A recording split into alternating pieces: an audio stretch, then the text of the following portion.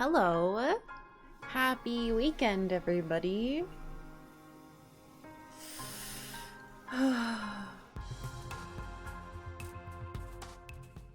Well, we're 16.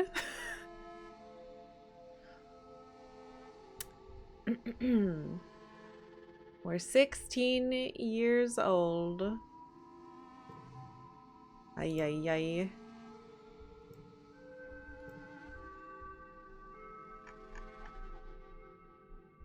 Ha ha ha. Hi, everybody. Welcome back. This is our, I believe, 6th Exocolonist bonus stream. 16 is going to be our year. Oh no, no, shush. Shush, shush, shush. 16, you say? Thank you, guys. Bren, thank you for the 116 bits. Tom, thank you for a bajillion bits. 1600 bits? Thank you very much. Thank you, thank you. I hope you guys are having a lovely morning so far. I'm honestly a little terrified to be continuing this. Because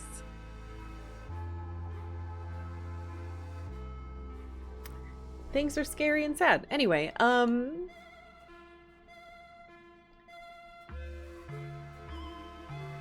do a recap in a second here. But I'm not sure. I don't know. The recap's gonna be a little weird. Only one channel you have notifications on for. Argent. Man.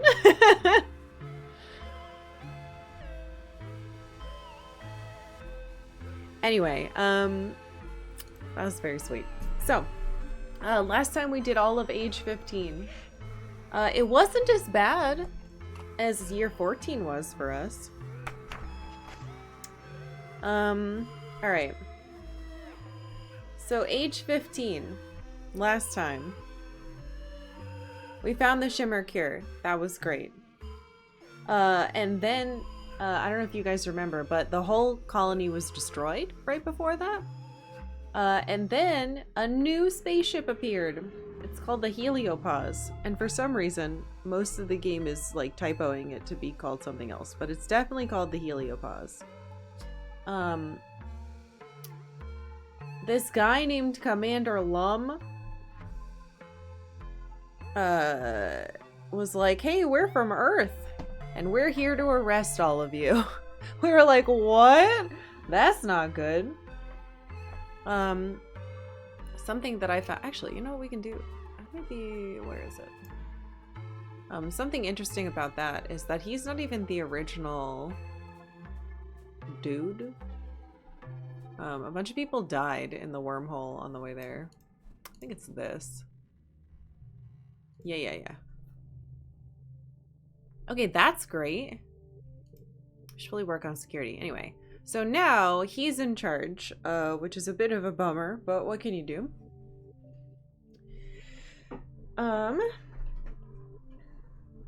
Most of the people on the ship are soldiers, which is kind of weird, but there are new kids. Vase, who is kind of a little dick. Nomi, who is very cute. And Rex, who is a dog boy.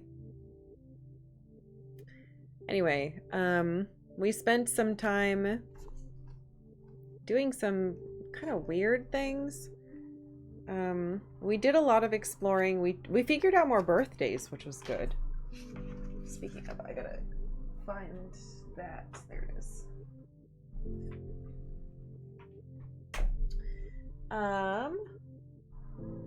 We increased our stats quite a bit. We actually maxed out our perception, which is wild.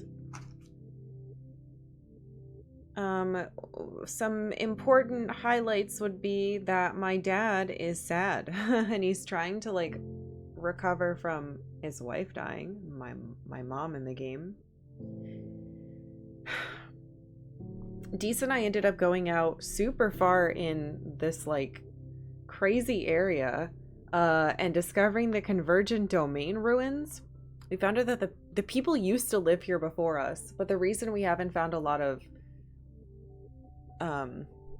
basically signs that they've been around, or that they were around rather, is because they lived underground. And there seems to be some really important information we can glean from why they lived the way they did and what they left behind, which includes weird like little thumper devices. Anyway, Dees and I did that and it was pretty cool. Also, apparently I've been having like weird dream memory things that don't make sense again. What else happened that was super important? Socks is getting bigger. Socks the alien. And that's kind of concerning. So we have to figure out what stats we want to work on. I think we're working on bravery. I'd really like bravery to get to the next level. But we get bonuses for physical skills right now. So I'm thinking maybe we should do something for like toughness in combat. Animals will probably finish itself. But yeah, the two stats that I think we should really work on next, or last rather. I don't know if last is right. I want our bravery higher. I'd like more of empathy, and I want more reasoning. But we have a bunch of kids to talk to. Hello, other kids.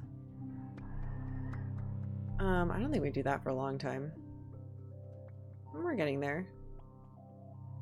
She has, yeah, Nemi is leaning on the fence that goes around to the outdoor training yard watching the soldiers train. Specifically, she's watching Vase. She has a huge, huge crush on him.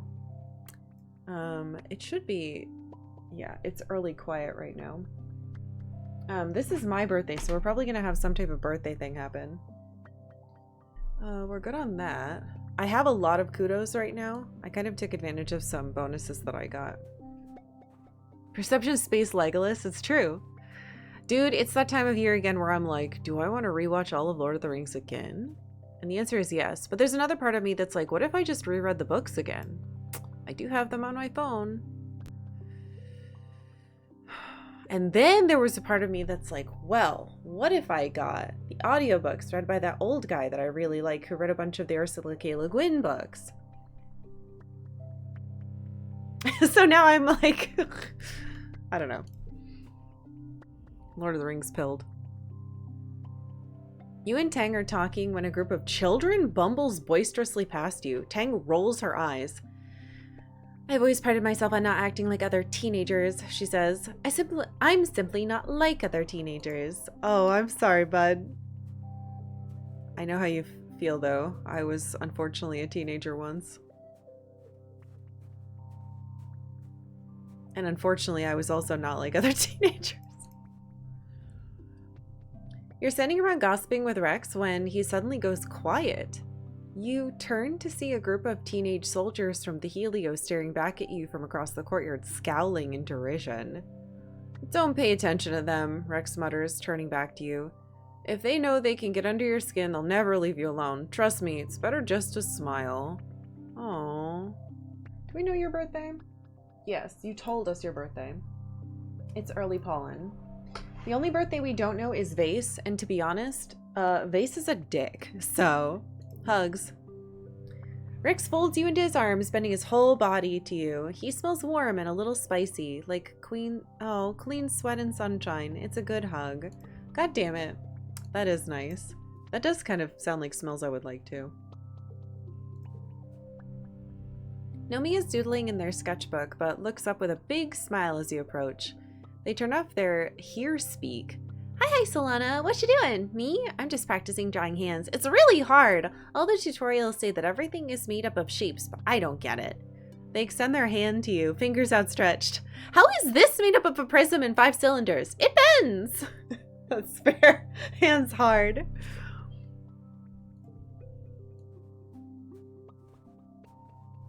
Hey. Hobbit audiobook you have is really good. Oh. You catch Vase while he's taking a break from training. Did you see that? He asks, taking a long pull from his canteen. I should mention this kid's also 18, so like he has no he acts more immature than the rest of us. He also hates Xenos, which makes me pissed. I nearly got my shit handed to me by Anemone. Hell, man, she can kick my ass any day. He whistles, then lets out a laugh. Got her in the end, but hell, what a fight. I love a woman that can hold her own. I can challenge him. Did I just hit that? Let's do it. I challenge you, bitch. Ew. Vase suggests a classic Helio test of grit. Punching each other in the stomach until one of you gives up or passes out. What the hell? This guy's like a... It's like a Worf. I like Worf, though. You're like if Worf was a little bitch. It builds character, he says, taping up his knuckles. His bicep glistens menacingly. Dude, I probably have bigger biceps. In real life, I probably have bigger biceps than this little kid. Did any Helio ever think of putting a piece of metal under their shirt, though? Oh, God! Take that. Clang! Vase punch... I can't believe I did that. Vase's punch reverberates through the courtyard, and he yowls and cradles his fist. He's surprised at first and angry at his pain, but when you pull the sheet of metal from your shirt, he bursts out laughing. Oh shit, he liked that. I thought he was gonna get pissed. I win by default, he snickers. Don't be such a coward, Solana. Take it like a soldier. Still, you didn't get punched in the stomach, so that's a win in your books. Haha, fuck you. That's so funny. Combat with Vase. Punching.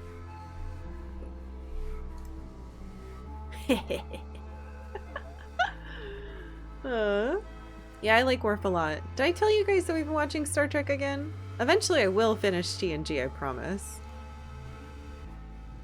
Look at them, Dee says, gesturing to a squad of soldiers as they jog around the perimeter of the colony. They don't even know they're dead, already dead. He laughs without smiling. Stupid. Why even bother fighting? Oh, man. Oh yeah, I should say, with my perception, I have this new ability that makes it so I don't have to do combat. I can just run around and pick up all the items. So I have like 1 billion items right now.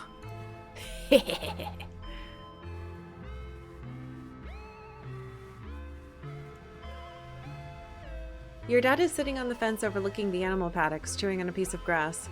Oh hey, Sugar Bean, he says, patting the fence next to him. Come to take a look at the wild, dangerous aliens? You watch the float cows bob along peacefully. Every so often, one of them releases a jet of liquid and lifts up into the air. Your dad laughs every time. Gross, he says. But I guess not much more weird than when we used to drink milk from cows and goats. So true. Hey, Cal. You spot Cal among the herd of float cows, gently pushing them around so he can milk the one that seemed to float lower than the others. Hey, Solana, he says, reaching under one cow and squeezing a stream of blue milk into his bucket. Of course the milk's gotta be blue. Star Wars. You ever had moo juice straight from the tap? It's something else, let me tell you. Any more biology? We need more everything.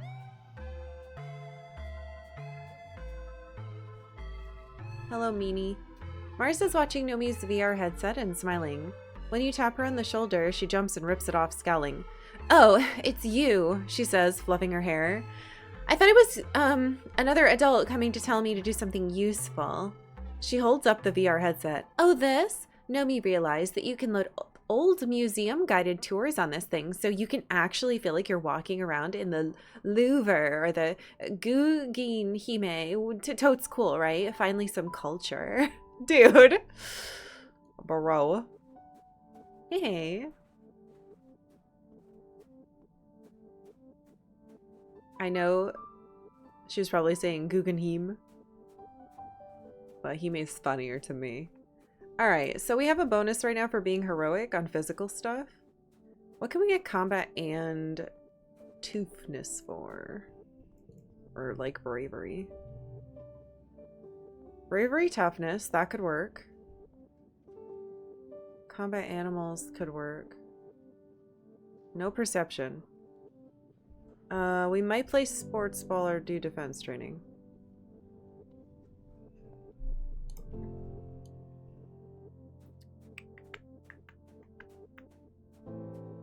Though, if I went out in the wild, we could get like crazy bonuses, but going out in the wild seems to give me more perception than anything else.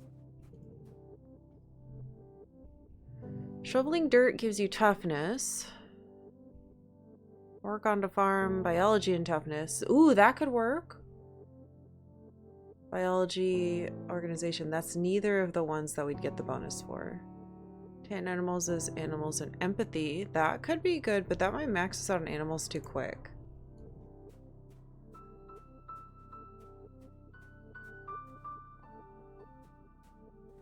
I really like the music in this game. Oops, I'm not trying to talk to you. Shoosh.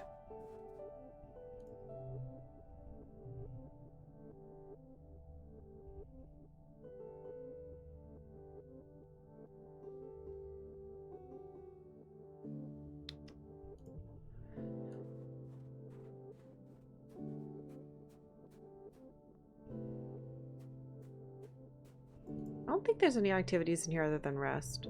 Yeah. Oh, interesting. That gives you Rex. Hmm.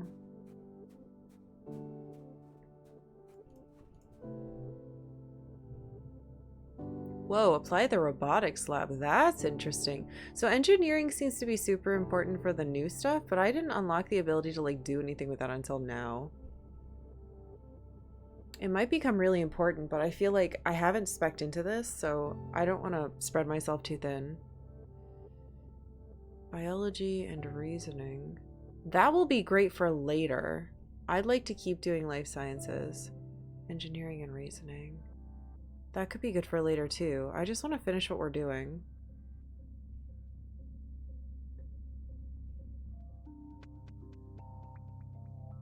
Three reasoning, one empathy, huh?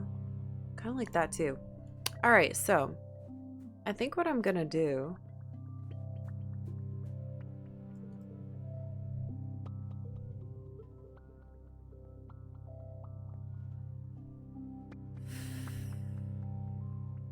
I want that bravery though, but we would get the bonus for this. Let's do combat and animals. So defense training. And when we don't have this bonus, we'll do that other stuff. Security chief interrupts your afternoon training to address the group. Nemi perks up. This seems important. Since the original colony was destroyed, Rhett begins, we have needed every skilled security officer we can find to defend our home.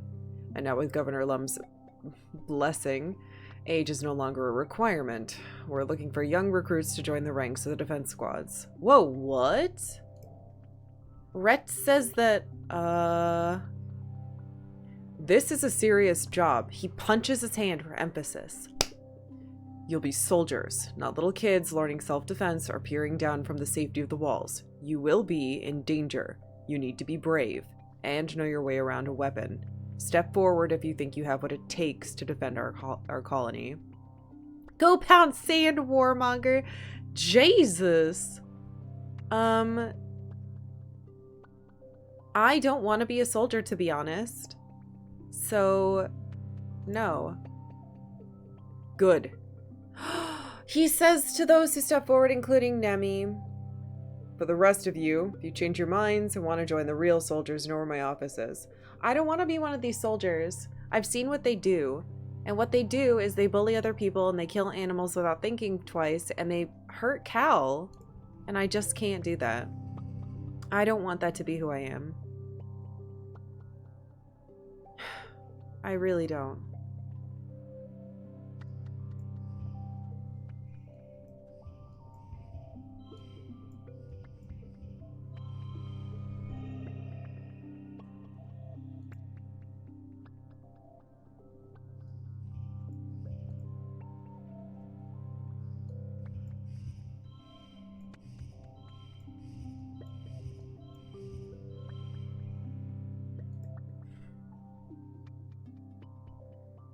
Hey Club, happy Saturday. Okay, good. That was as high as I could get. Alright, the good news is we got crazy, crazy bonuses.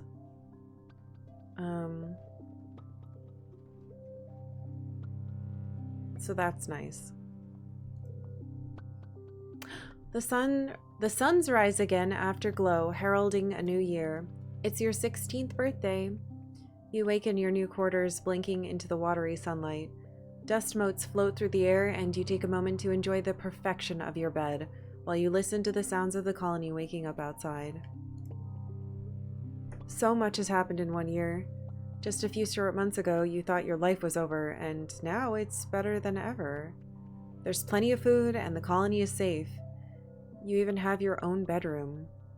You're considering snoozing until your dad wakes up when your reverie is interrupted by someone banging enthusiastically on the door?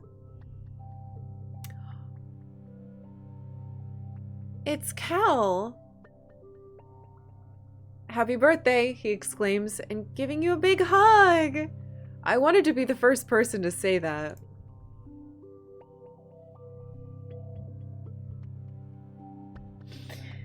Oh my god!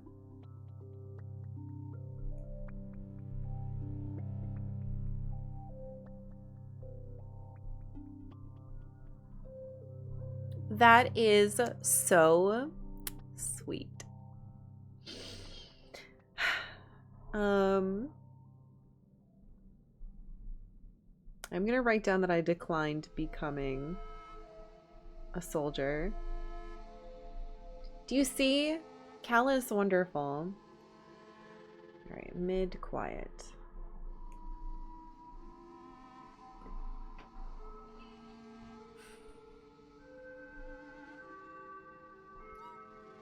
So, again, we want toughness in combat. Specifically, I think. What's this jerk want? Base regards the colony with a smug look. I rose to the top of the pecking order on the Helio, he says, and I'm not afraid to do it again here. This colony needs a strong military arm, and because most of command died while going through the wormhole, well, he shrugs. I'm just saying, there's power for the taking, and I'm someone who gets what he wants. Ugh. Alright, we tried mid-pollen, that's pretty much it. We found out that he fucking hated, pretty much everything we gave him. He didn't like yellow flowers or red Xeno eggs. Do you want weird technology? Yes, he likes weird technology. Vase turns the strange device over and over in his hands. Know thy enemy, he says in a low growl. Alright? He likes strange devices. Sure, whatever.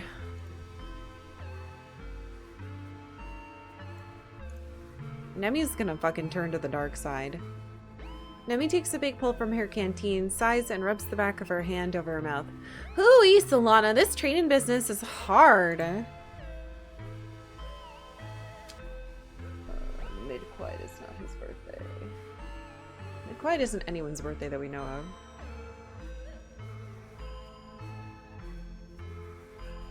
You want to yeet it back into the wormhole? Yeah, me too. Tang is sulking outside the lab, though it's hard to tell given her usual demeanor. I'm not allowed to work a triple shift, she mutters. Just because everyone else is a weakling who requires sleep, it doesn't mean that I should be held to the same standard. I mean, sorry, dude. That's kind of true, though. They should let her work as much as she wants, but she also needs to figure out how to regulate that shit. Well, if it isn't one of Ace's cronies, Rex teases. Did he tell you to come give me a hard time, or are you just here for fun? What? What? You think I'm friends with him? I don't know what you like. Do you want to... I'm pretty sure I already gave him a flower. Hold on.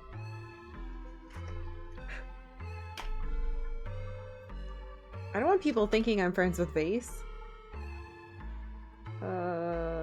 I gave Rex a flower. He didn't really care.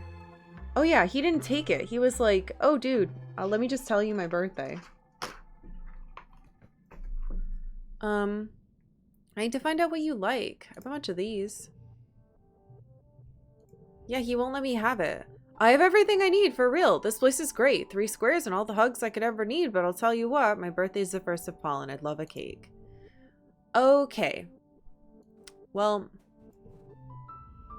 God damn it. Nomi has 3 hollow screens in front of them, all displaying different homework assignments. I have so much to do, they whine, squishing their cheeks in despair. This would go so much faster if I was smart like Tangent. Maybe it's okay to take a break, just a little one?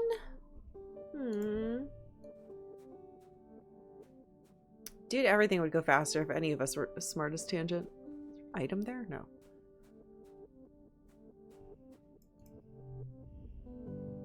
The soldiers are a bunch of assholes, Dee smutters, wrapping his arms around himself. All they want to do out there is shoot things and tear up the plants. It's awful. They're just making it worse. They are, I agree. That's why I don't want to join them. That thing, that's fine.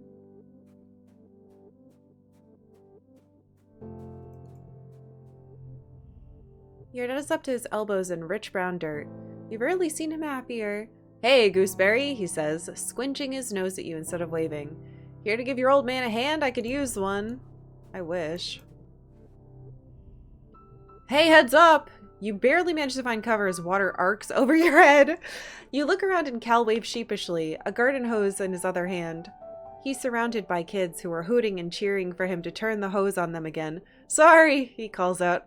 I guess it got away from me. He's the best.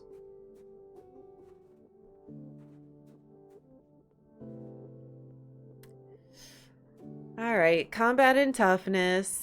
Let's get this over with.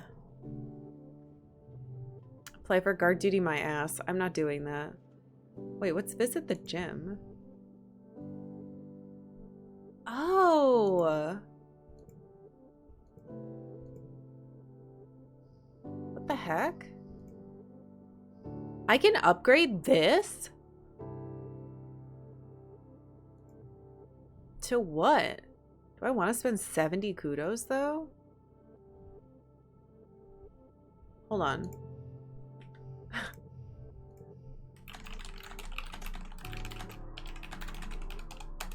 I remember we unlocked that from one of these things.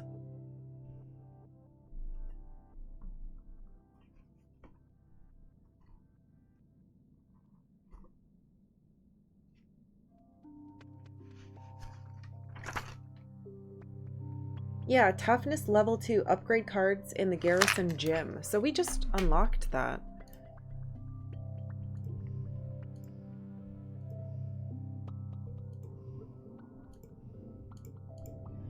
What did it do to it? Holy crap! It gave it, oh my god, it's worth 3 now. Alright, that seems worth the 70 kudos, even though I can't buy that thing now. That card like always comes up. Alright.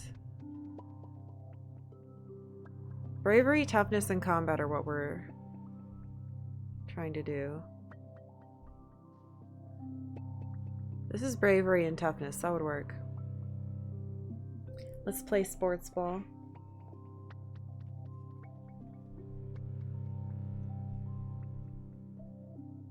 I just wrote sporst ball.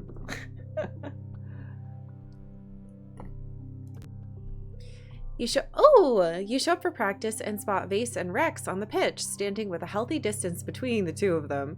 Vase is surrounded by a group of friends, and Rex is bopping a sports ball on his head and chest.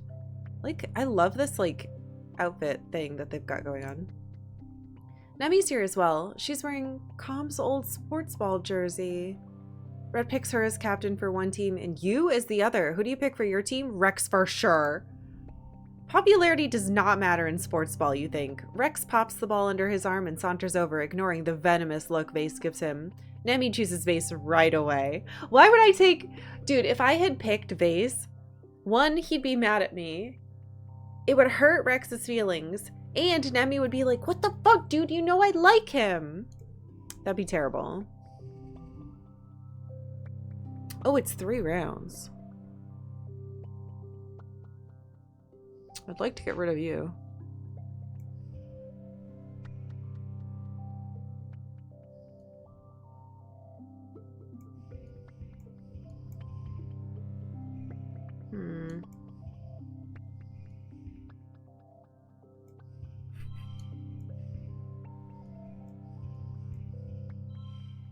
333.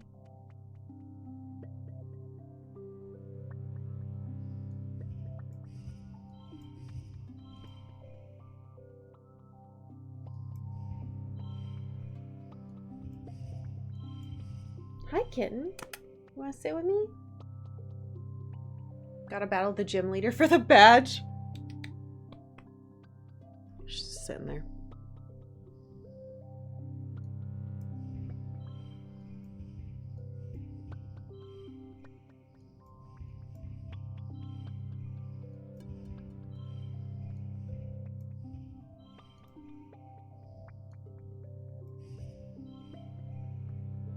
Oh, I can overwrite that?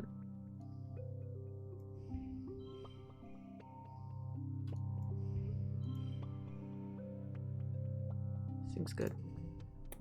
Come here. Big baby. Big baby.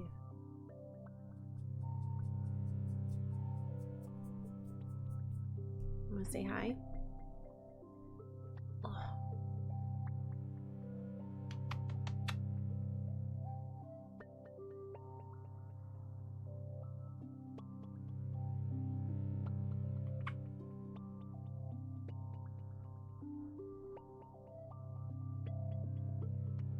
You gonna help me play cards?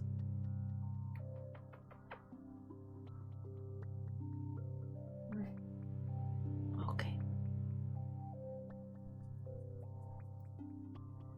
Floofernutter. Good girl. Good girl. Next week she has to get her teeth cleaned and that's gonna suck.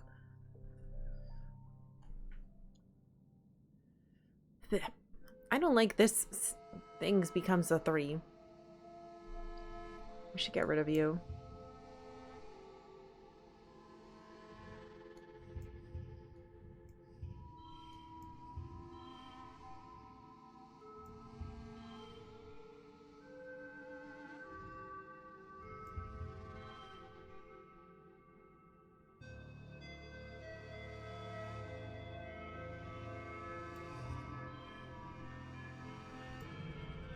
It's good enough, and then I get rid of it.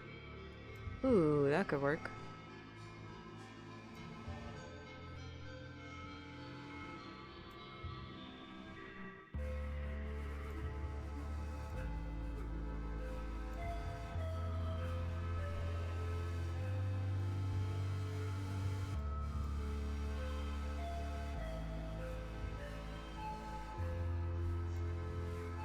$38.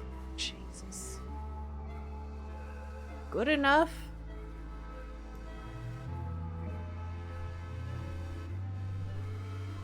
I got +3 toughness.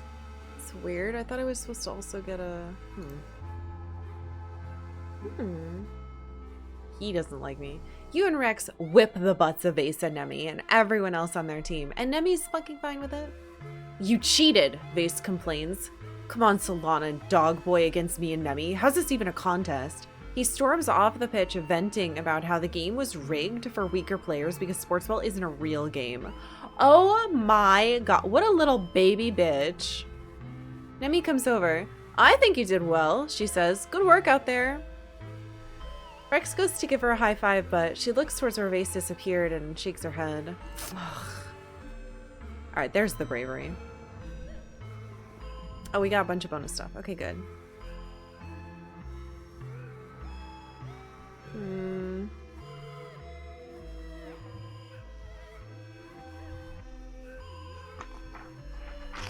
Yeah, he's such an ass. I wanted to try to be friends with him, but I don't want to anymore.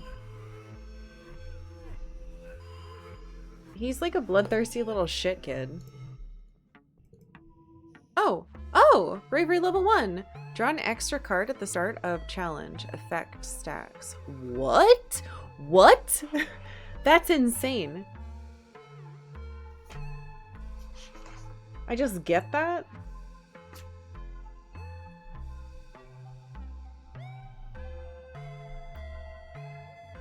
Extra card draw.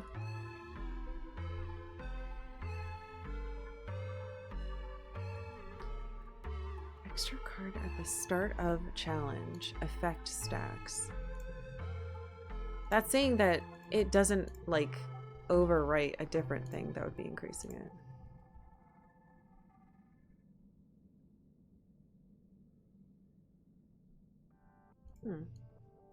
Very cool. Alright, I was going to talk to the little jerk. I can't believe that was what you were all worried about, Vay says incredulously. By the way, some people were talking about the attacks. Oh, by the way, some people were talking about the attacks. I was expecting aliens the size of spaceships shooting acid from their mouths and raining destruction, he scoffs. Was that really all it took to almost destroy the colony the first time? You little fucking asshole, you weren't here. That thing was exactly like that. She's still staring at... You spot Nemi talking to Vase. He smiles warmly and claps her on the shoulder, and she goes red, stammering out a goodbye as he walks away. Oh, hey, Solana, she says when you approach. Come on, dude. He's not worth it.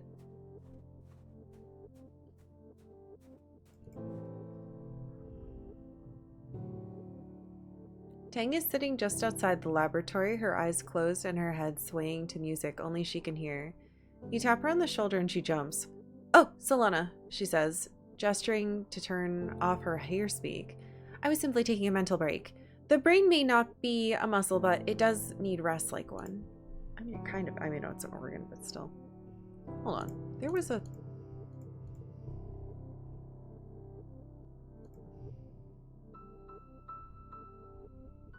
Skip scene text.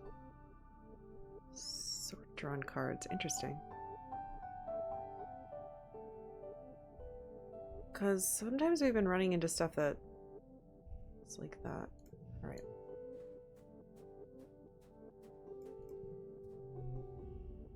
Rex is playing a game where he throws a ball up in the air and as high as he can and tries to catch it without using his hands. You narrowly miss him running right into you and the ball bounces away.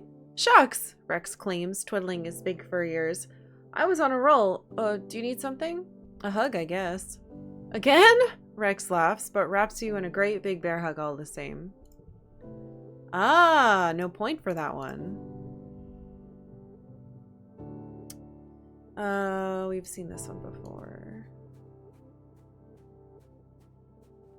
So you just spread out your hugs. Happy Saturday. Yeah, the thing that attacked was pretty terrifying. Mars surveys the colony like a queen regarding her subjects.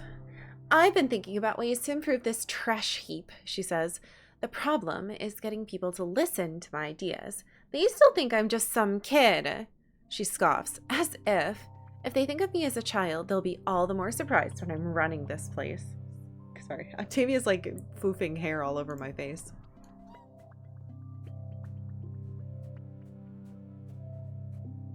Hey, Cal.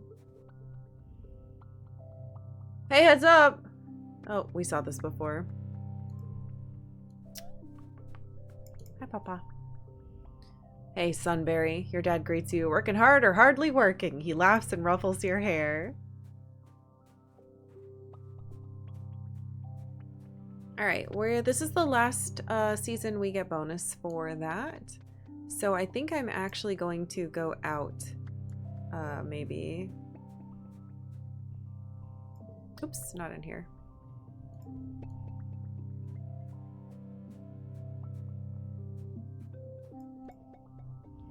Deese jumps out of the bed of an expedition's transport, slapping it fondly on the roof before turning to you.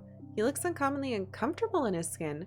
Hey, Selena, he says. It's a good day out there. He doesn't elaborate. Oh, okay. Good for you. Let me click on this, please. Alright. What do we get? I don't... Blah, blah, blah. Bravery is good. Where are you coming from? There we go. We already have so much perception, though. Biology. It's all perception. I don't need this.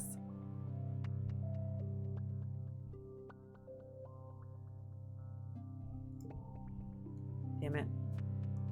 I guess, but it would give us so much more.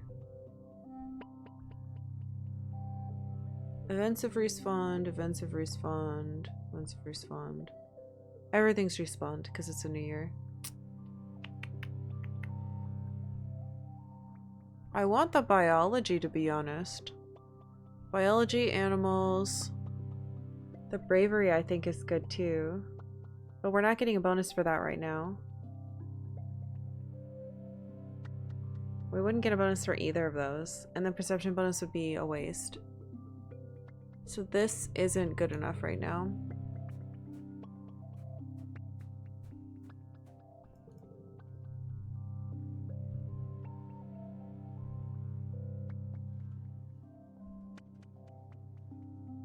Let's do the combat and animals one. Defense training one more time.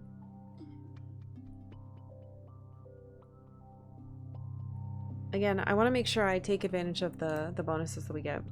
You work on your flips and throws in self-defense class, and how to use someone else's momentum against them. Most of the people you're practicing on are adults, so it's a little intimidating at first, but soon you realize that being smaller is actually an advantage. Use your advantages, Rhett says. Well, having a lower center of balance works in your favor.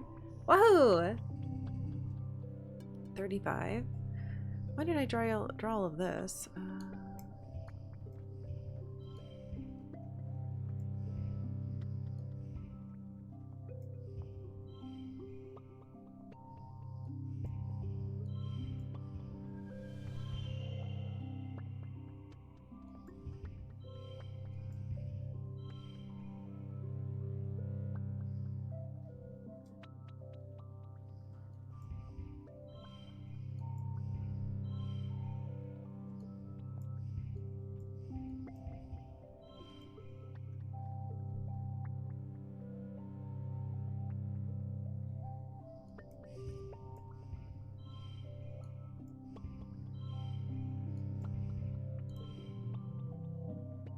Crazy.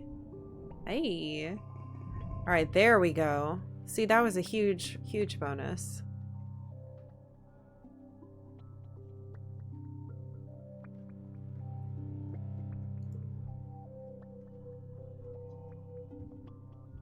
All right, early pollen.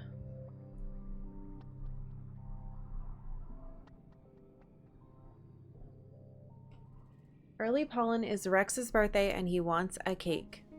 So we're going to go get one. Which should be here.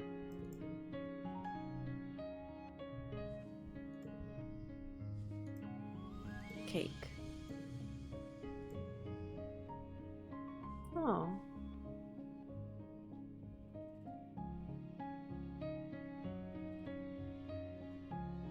I do remember this. Okay.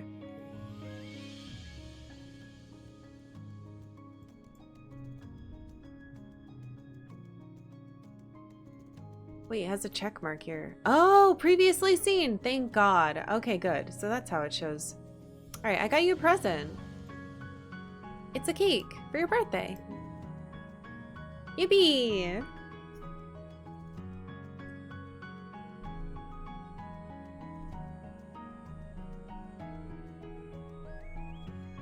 Rex beams as you unveil his birthday cake. You remembered! He cheers. Thank you, thank you, thank you!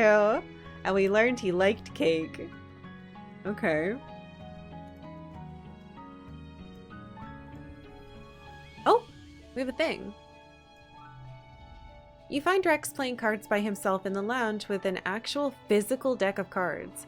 He looks up as you approach and visibly brightens when he sees you, sitting up straight with his dog-like ears on alert. Well, hey, Solana, he exclaims. How's it hanging? You want to play a game with me? Sure, what kind of game? It's called Bottoms Up, Rex explains. We both play a card from our hand we think is lower than the one the other person's playing, and the person with the lowest card wins. If you win, you get the number of points that are on your card, plus you get to take the loser's card and add it to your hand. Oh, interesting. So you want to play a low card to win, but if you play your high card at the same time, you get a lot of points. It's a game of compromise. That's so cool. I used to play it all the time back on Helio, but now everyone's here and, you know, realizing their big dreams of being heroes and saving humanity. Rex says, rolling his eyes with a good-natured grin. Soldiers love to gamble, Rex says. You know, the thing you use here, kudos. We can bet some kudos on it, or maybe we can bet something more interesting. What? What do you mean more interesting? What do you mean more interesting? Well, Rex says, his smile turned a little wolfish. Have you ever kissed anyone before? Of course, I kissed Ethan at a decent kind of like a game bet. Well, then we should do that, Rex laughs. Winner gets a kiss from the loser. No thanks. Sorry. That's fine, we don't have to. Rex tilts his head at you unbothered. So what do you want to bet, high or low? Let's do 20. I'm not kissing him. There are 2 guys in this game that I might date according to how our game has gone so far, and unfortunately it's not the little dog boy we just met. Is 20 okay? Of course, Rex exclaims. Whatever you feel comfortable is fine by me, he winks. He's so nice. I like him a lot. It could be 3 guys? No. Oh my god, look at this! Rex shuffles the cards and deals half the deck to each of you, and you begin, You begin to play the game. The best thing about this game is that it's not very hard to play, Rex says, scooping up his winning cards. It's all about how well you know the other person. Well, we don't know each other very well yet, so what do you want to know about me? Oh, cool. Have you made any friends here? Oh yeah, of course, Rex says. He looks happy. All the adults are so much nicer than the ones I grew up with. Like, they care so much about how and why they do stuff. I love being around them. And the other teens, like, whoa, you guys are so cool. And Emily and Tang are so passionate, and Kel's a solid sweetheart, and Mars is like a galactic level hottie. Wow. He trails off, lost in thought. Oh, and that guy, Deece guy seems interesting too. What do you like to do for fun? Talk to people mostly, Rex says, and puts down a low card to win the hand. I like to see what everyone's doing and help them with stuff if I can. I just really like being around other people. I like doing whatever they're doing. Oh, and cuddling, of course. I love cuddling and running and chasing stuff. He rubs the soft inner part of his ear and smiles sheepishly. What are your plans for the future? Rex blinks at you. Oh wow, big question. I don't know. I think if I stayed on the heliopause, I probably would have ended up becoming a soldier like everyone else, but planetside? He smiles to himself as he puts down a high card. I could do anything. I've always liked making things with my hands, and, well, I like to make other people happy. Maybe I can do something with that. Alright, let's play. You play at the rest of the cards, staying fairly even in points until Rex is left with only 1 card, and you have 2. You're trailing, but not by much. If you play your low card for an easy win, you'll gain enough points to make it a draw. If you gamble on the slightly higher card in your hand, you might lose entirely, but you could win. What do? I'm not empathetic enough. Let's draw him because it'd be more interesting. You put down the low card and Rex bursts out laughing. Are you for real? A draw? No way! He flips over his card. It's a high one. So high that you could have won if you'd gone with the other card. Oh well. I think a draw is funnier. We both win, Rex declares. That's a pretty great outcome. Hell yeah, it is.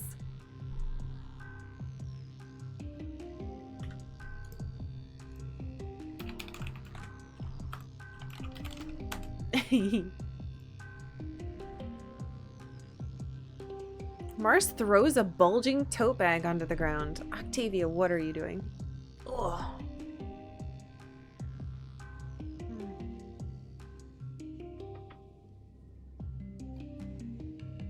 Okay, you can go now. Out with the old, she announces. All of these are ready for the textiles recycler, so if you want to go through them, go for it. They're all so last season. So they're perfect for someone who doesn't really get fashion, like you. I can't wait to get some new clothes. It feels like I've been wearing the same things for years.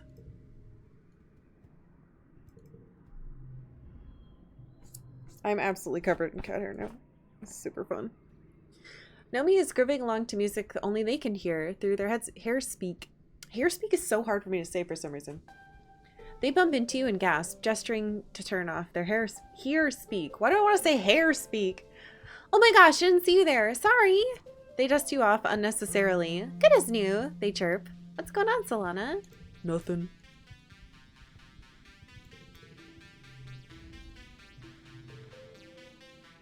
Oh darn, I was hoping you would skip stuff like this. So I wouldn't have to like take a second to check to see if I'd seen it before. I've been thinking of changing my sleeping habits, Tang says. If I only need to sleep 8 out of every, say, 36 to 48 hours, must they be endured all at once? Imagine the efficiency of taking a 15-minute nap every 4 hours instead. Why, that's practically no time at all. Oh, buddy, that's, probably not the best idea.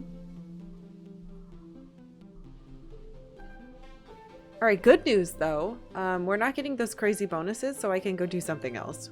Which is gonna mean class.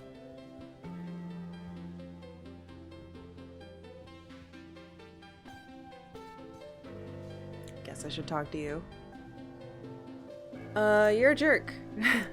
The end. Did you know the Helios don't have Vertumnalia? Nemi says. I guess that makes sense. It's a harvest festival, I guess.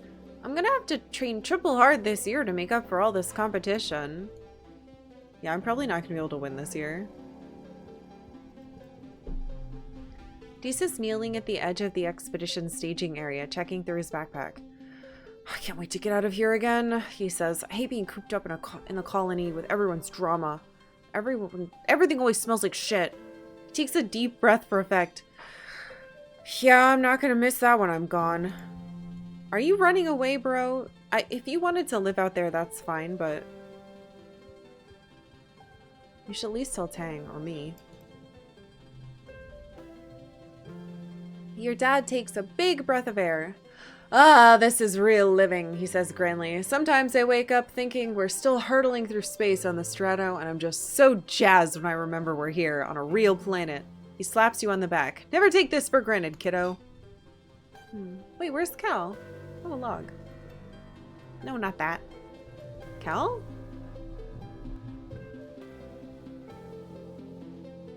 Where the hell are you? Cal?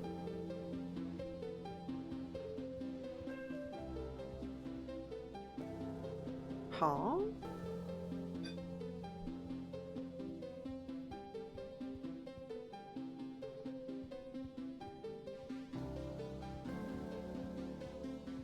That's weird. Oh, what are you doing over here? Oh, I guess I already talked to you. That's weird. I didn't like... What was that? I didn't clock that he was over here. Alright, the other things we wanted. Bravery and reasoning. I think I want this, because we want to increase our biology too. Biology and reasoning. Yeah, let's do life sciences.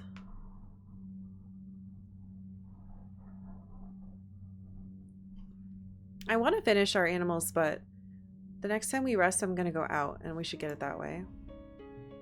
Instance breezes into the classroom 5 minutes late as usual. She gestures, and all of your holopalms pulse with a new file download. Pop quiz, she says, sounding bored. Show me what you've learned about Earth's ecosystem and why the climate crashed in the late 21st century. You and the other students exchange looks of horror. A pop quiz? 2 people look unfazed, Tang and Cal. Uh-oh. Both are sitting near enough that you could probably ask them for help before the quiz begins. Cal, help me. Don't worry about it, Cal says, patting you on the back. You've got this. It's just a test. That's easy for Cal to say. He worked with plants and animals every day.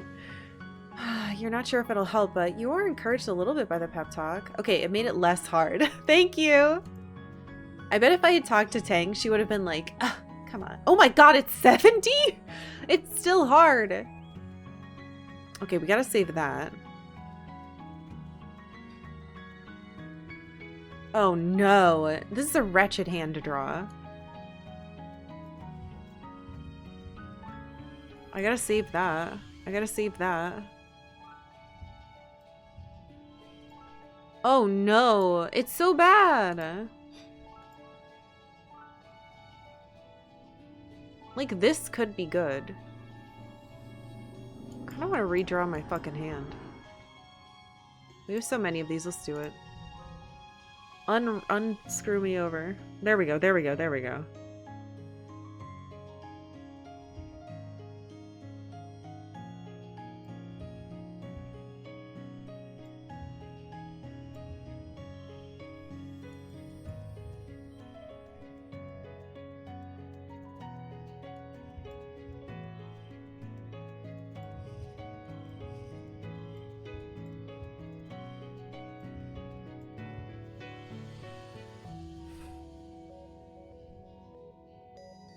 I didn't know I could do that.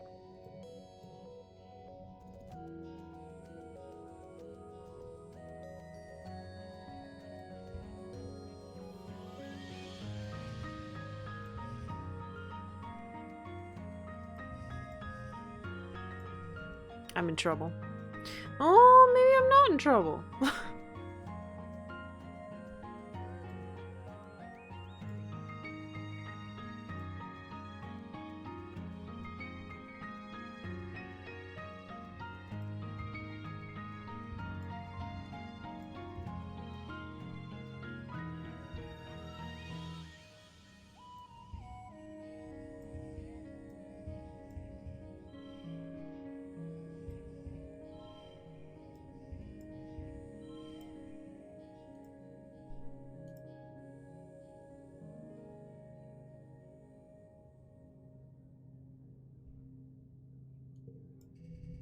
I need to get a 25. I can do it.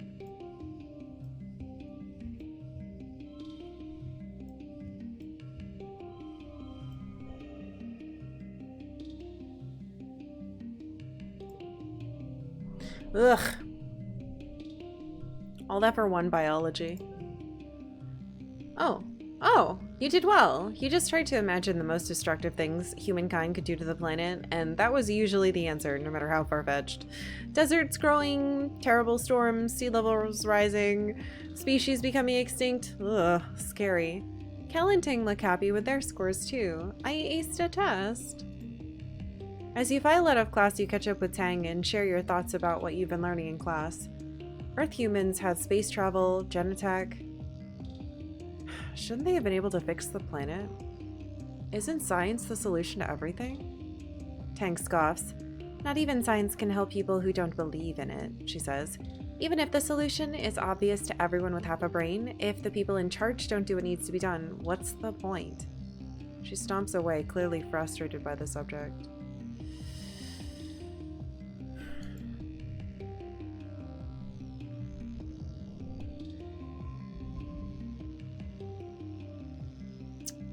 Ow. Eh? You're woken by the buzzing of your holopalm. It's a colony-wide alert. You rub your eyes and ponder the thickness of the air seeping into your bedroom through the open veranda door. It's an ominous but beautiful sight, the seasonal pale pink haze that turned a deep fuchsia with scintillating silver sparkles floating through it. The shimmer.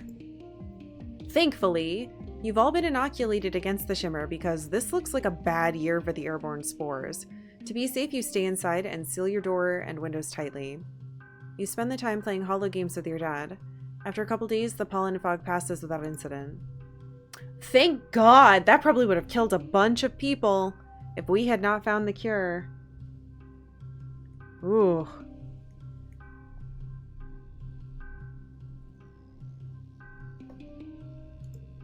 Oh, Tang wants something. You spot Tangent leaning against the wall outside engineering. She's yawning, rubbing her eyes and staring off into space. She startles as you walk up. Oh, Solana, I was just taking a short break. Yawns are infectious. Join in and yawn too. Did you stay up all night too? She asks. I don't even remember when I slept last. It might have been a few days ago. Wait, you haven't slept in 2 days? More like 3, she replies, then pauses for another jaw-cracking yawn. But as I said, I'm tired. Even my enhanced body has limitations. You look at her quizzically. I don't need to sleep as much as other people. It's genetic... what's it? She says foggily. You know, a DNA enhancement. I guess sometimes I forget to do it. I should set myself a reminder. Hollow adds to schedule, sleeping nightly, 2300 for 3 hours. Her holopalm emits a tone in response. Tangent nods sleepily. That should do it, she murmurs. Her eyes are practically closed. Let's find her someplace to take a nap. Tank follows you obediently to the engineering wing, too tired to protest. You slip into medbay and grab a blanket and pillow off a shelf. By the time you return, Tank's already fallen asleep, curled up in an egg chair in the waiting area. You gently place the blanket over her, and she hums happily before going slack in with much-needed sleep. Aww. Why am I making that face?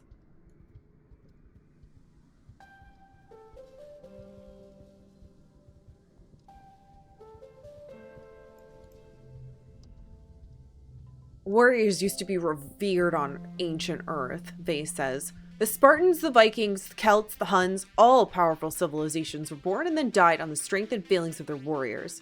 He gestures around himself at the garrison. We're the future of the warrior caste, he continues proudly.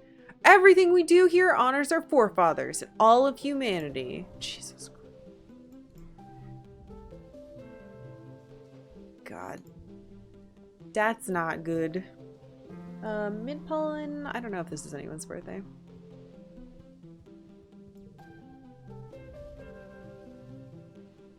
He wants to be alone and live in the forest. It's nothing new. Rex and Nomi are curled up together, his head on their lap as they watch something on Nomi's holopalm. Nomi pauses the show and Rex grumbles sleepily. He must have almost drifted off. Hi, Nomi says, scritching behind Rex's ears.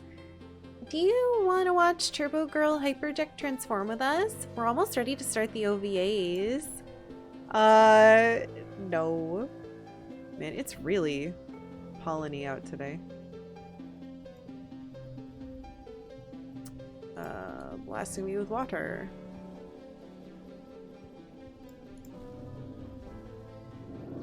Rex is perched on a fence, his lunch forgotten in his lap as he hollers compliments at people passing by.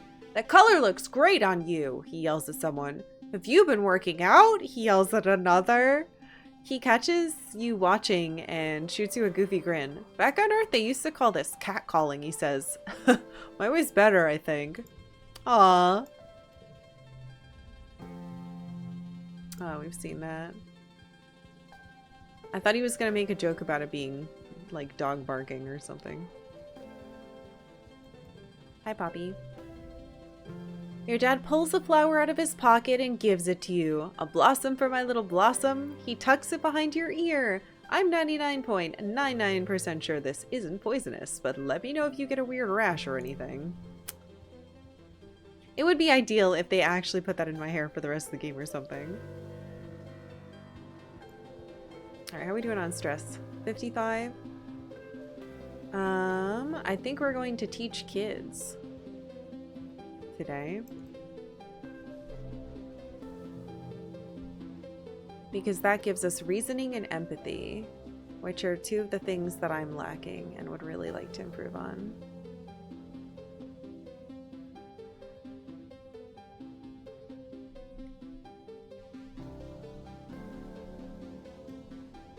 You're heading back to your quarters at the end of the day, and as you pass by the medbay, you hear shouts and scrambling from within. Several surveyors have come back with serious wounds. Not the usual broken limbs and sunstroke. One of them's holding a towel to their own leg, staunching blood flow from a massive animal bite. Another looks nearly blinded from acid. It looks like chaos in there. Let's help. Gosh, it's a good thing you were here. Triaging and getting the most badly wounded into the medbays is difficult. Medbeds. And the others need traditional medical attention while they wait. It's hectic, stressful work, but you're able to keep your head and provide assistance. Good thing my biology's so high. Oh, I got kudos.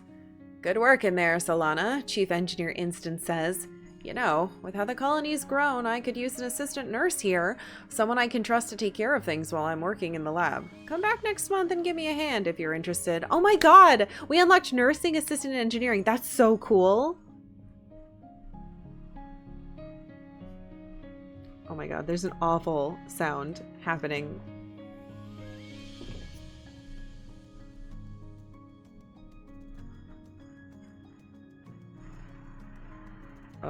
You know what? I need to take a break anyway. I'm gonna take a quick break and I'm gonna go close my windows because someone's doing construction. Thank you guys for being here today. I hope you're enjoying this silly Saturday stream. I will be right back.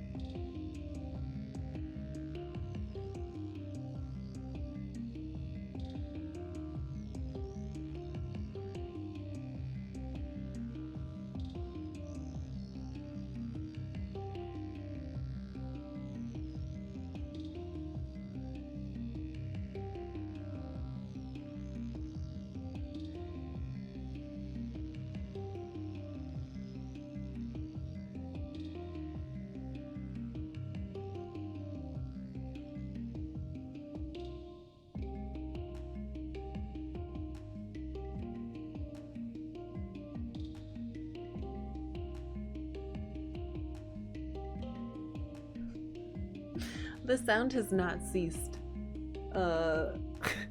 It's just... There's a guy out there cutting concrete very loudly. Why he's doing it on a Saturday, I can't tell you. No idea.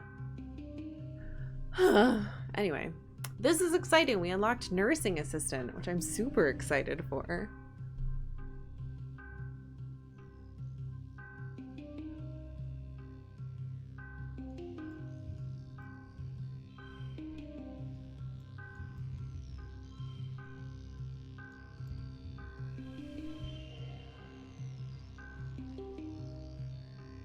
That's a pretty good score. Yes. Me monies. Oh wow, we got 6 reasoning. That's great.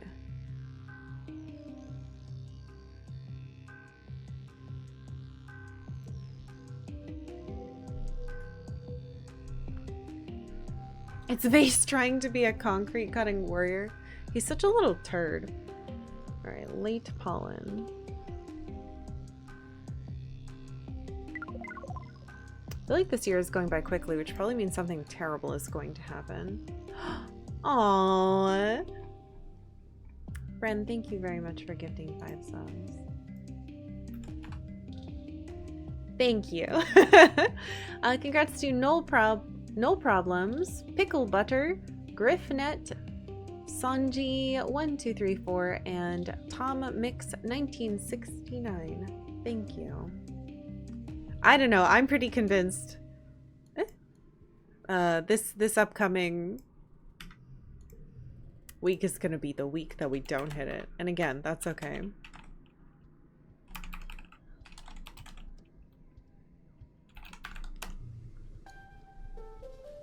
All right, let's peep around.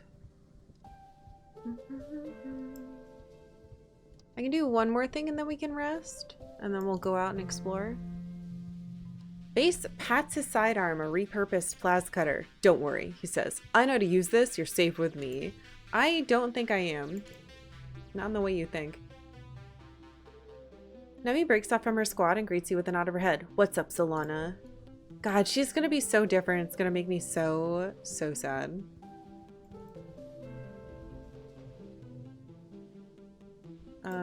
We've seen that before.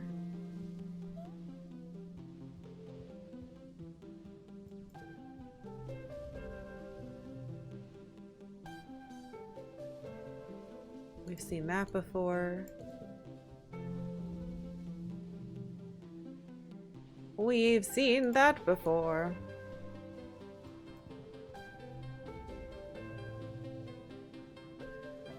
Years later. Okay, the sub goal this week is 1 billion. This time I'll have a weekend off. Oh god. If that were the case, it would be fine actually. Cal is at the door of the barn pulling on a pair of stretchy gloves. Palomina's calving, he says. Oh wait, what? By mean of explanation. I gotta get in there and make sure everything's going okay. You need me? No, worry about your pregnant flow cow.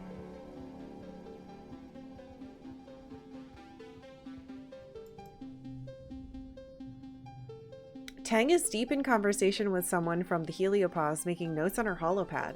The soldier leaves, and Tang turns to you and acknowledges you with a small smile. Perhaps I was too quick to judge these soldiers, she says.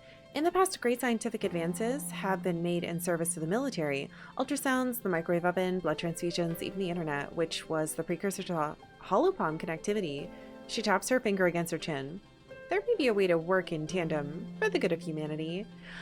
Yeah, those things did happen, but they were also involved. I'd rather go at a slower pace. Personally. Your dad starts awkwardly. So, here's a weird question. Someone told you about the birds and the bees, right? At your blank look, he goes pink across the bridge of his nose. You know, he makes a complicated gesture with his fingers. Pollination? How little tomato heads are made? Appalled, you quickly nod. He lets out a sigh of relief. Oh, good, he says. I was not looking forward to that one. Okay, well, thanks, Dad. It's honestly fairly accurate, what he just did. Okay, so we unlocked, like, the nursing thing. I want to check that out. Assist in Medbay is new. It gives biology and empathy. Oh, that's fantastic! Those are the things that I wanted. Except for, I mean, I want bravery and reasoning too, but this is wonderful. Okay, cool. Assist in Medbay. I will become Dr. Crusher. You report to your first shift as Dr. Instance's nursing assistant. Instance was never supposed to be the literal doctor for everyone in the colony. All of the colony's medical needs were supposed to be covered by the medbeds, and then eventually with trained medical professionals from your generation. With the growing number of wounded and sick, it's pulling Instance's attention away from her actual work in the lab, hence why she needs the help. Cool. I'm a doctor, not a physician. Instance grumbles as she swipes through her holopalm to give you access to the medbay systems. I can study the local xenofauna so it stops killing us, or I can treat burns and upset tummies. I can't do both. There, she says, as the haptics in your holopalm pulse. You should have access now. Now, don't bother me for anything less than a cranial bleed. It's a medbed, not a jar of leeches. Just follow the instructions and push the right buttons. You need something, ask Congruence. Congruence beams at you from her holo monitor. Can you handle that? Hell yeah, I'm brave! Oh my god, thank god that we got that. I can handle anything. I lost some stress saying that. That's the spirit, Congruence chirps. It's you and me, Solana. High five! You gently bonk Congruence's panel with your open palm, and she laughs. There are no patients today, so you're going to brush up on your first aid training. Every colonist gets first aid training starting in their early teens. Lungs gotta breathe, heart's gotta beat. Blood should stay inside the body. Check? You run through quiz scenarios with Congruence for a whole week. CPR, elevate and put pressure on wounds, wrap broken bones, flush eyes with water, leave foreign objects in, and be real careful with neck injuries.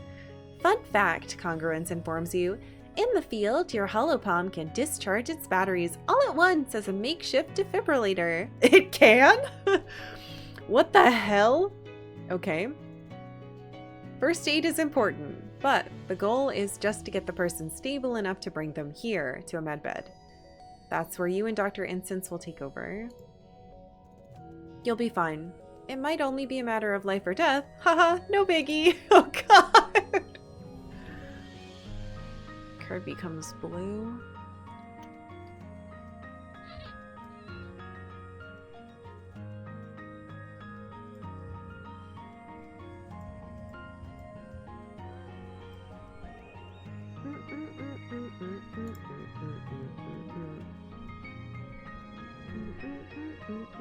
Three empathy and 5 biology. Ooh.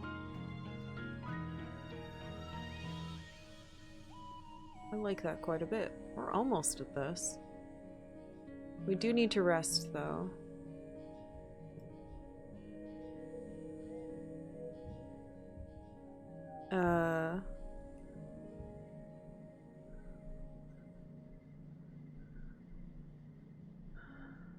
Patience. Alright, early dust. This is Nemi's birthday. And it's also the Vertumnalia.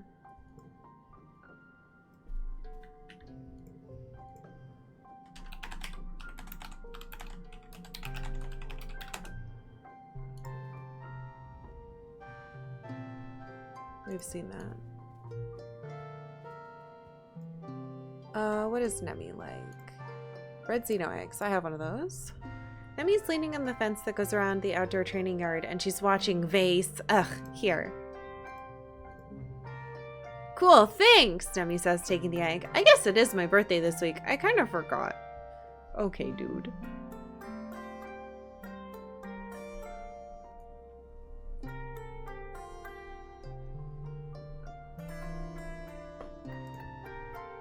Oh, we unlocked something. You spot Nemi halfway up a garrison watchtower. Her legs wrapped around the scaffolding as she cranes to look over the fence through a pair of holoculars. You clear your throat and she peers down at you and waves. Solana, come up here. I want to ask you something. You clamber easily up the scaffolding. Nemi gives you a high five. Here, look through these, Nemi says, shoving the holoculars into your hands. You raise them to your eyes and look where she's pointing. A long ways out, much farther than the expeditions are going, you spot a dark humanoid shape moving through the towering fungal forest. See him? Nemi asks. It's Dees. I swear it is. He's always sneaking out over the walls. So what? So what? Nemi stares at you. So what? She repeats aghast. He's gonna get in trouble. Only if you tell on him. Well, yeah, but someone should, she sputters. The adults say we're not supposed to go outside the colony unless it's on an expedition, Nemi says, taking the holoculars back and looping them around her neck. And Dees just goes whenever he wants. What if he gets hurt? What if he dies? She wrinkles her nose. What if he picks up a weird alien disease and comes back with 3 heads?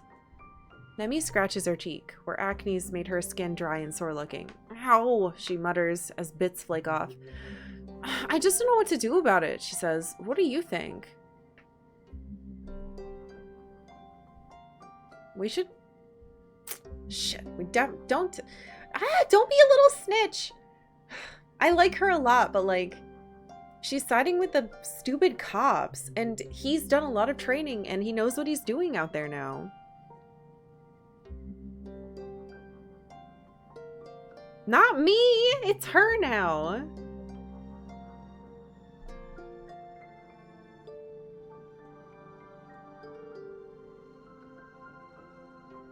I think we should go after him. It's safer together. Nemi stares at you like you've turned green. What? She exclaims. Outside the colony? By ourselves? No way! Nuh-uh. But it would be fun. Nemi shakes her head. Nope, not even a little bit. No one would notice we were gone.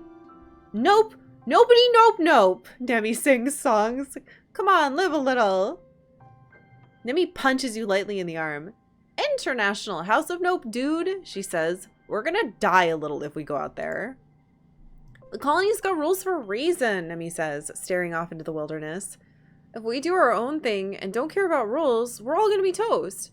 Kind of like a sports ball team. We're all doing different stuff, but we all gotta play along by the same rules so we can get as many points as we can. That's so different. That's so different, dude. Anemone, Sola. Solana. You look down at the ground where the passing colonist is waving up at you. You two get down from there. It's not safe. Okay, sorry. I'm on watch. Nemi shouts back, indicating her holoculars. She shoots you a smile. I guess we should get inside the watchtower, huh?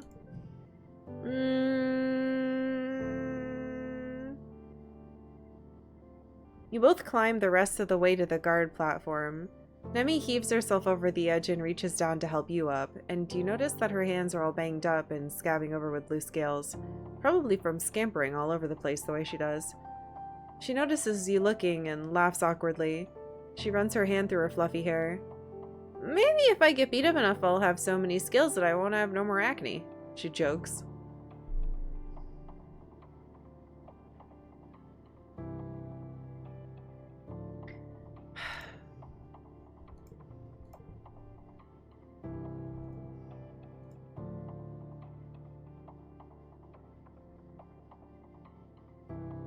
She's too loyal.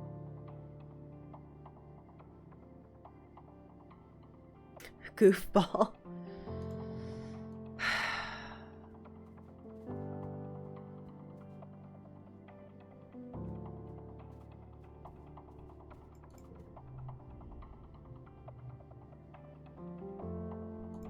Man, I'm really worried about her. She's gonna become a fucking cop.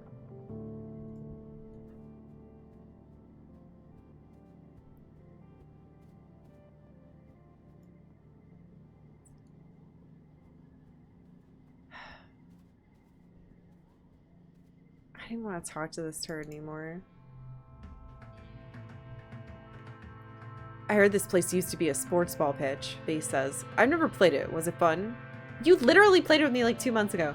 It sounds like it was good exercise, and if it made star players like Anemone, it was pretty good at training people to protect the colony too. Alright, shut up. I guess I should write that down. She wanted to snitch.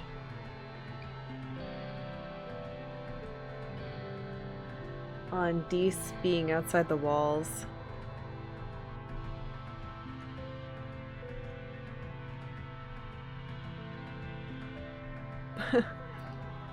But when we suggested we both go out, she freaked out.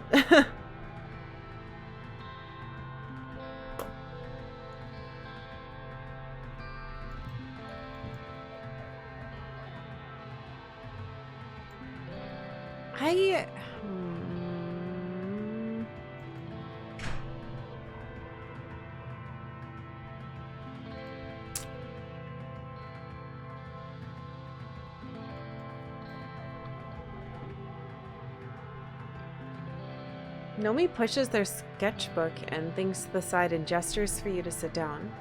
I'm so used to people not sitting with me because I talk so much. They say without a hint of shame.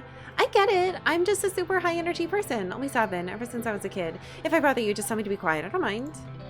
Oh, kiddo.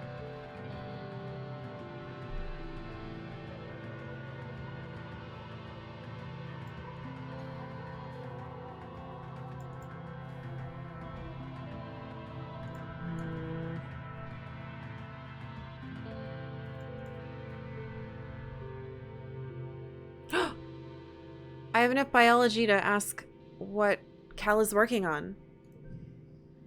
Whoa. Cal's looking a little sickly. Well, I found this really pretty flower growing in the garden. I've never seen it before. You take a look at it and soon begin to feel sick yourself. Wait, is this plant radioactive? What? That's really fucking bad? What, it's radioactive? Cal says, backing up quickly. Oh, good thing you knew that. What do we do? You're not sure, but if you study it in the geoponics lab, you might be able to figure out how to neutralize the radiation. Okay, is that what we should do today? Did I just take that? Oh no, is it a... No, it was a card. Ah! Okay, hopefully that means I automatically did that. You're done? We saw this. Alright, we need to rest. And I think we're gonna relax in the park because I enjoy doing that the most.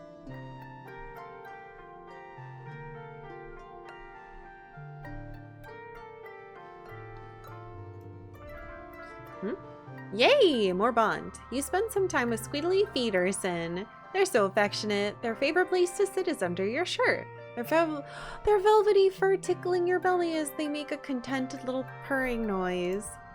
Wah! Oh god, I don't want to forget either of these. No. Yay, it's for Vertumnalea. I shouldn't have rested.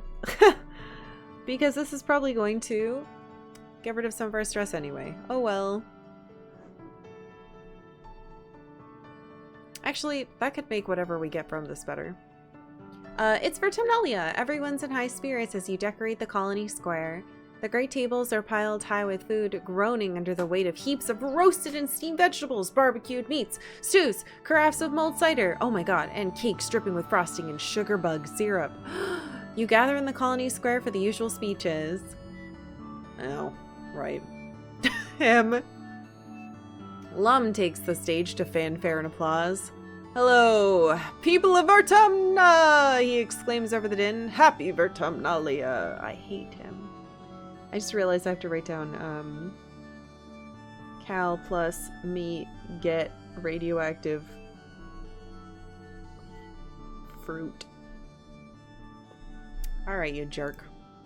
He takes a big theatrical breath. Do you smell that? It's the smell of victory! We humans have secured our hold on this planet. Now it's time to celebrate! Lum gestures to the sagging feast tables. Eat, drink, and be merry! The crowd cheers again. After the council members give their annual reports, everyone starts clearing the square to set up for the Vertumnalea games. You feel the pulse of a new hollow message in your palm and open it to read it. Happy Vertumnalea, there's a present for you on the table. XOXO, your secret admirer? What? No way.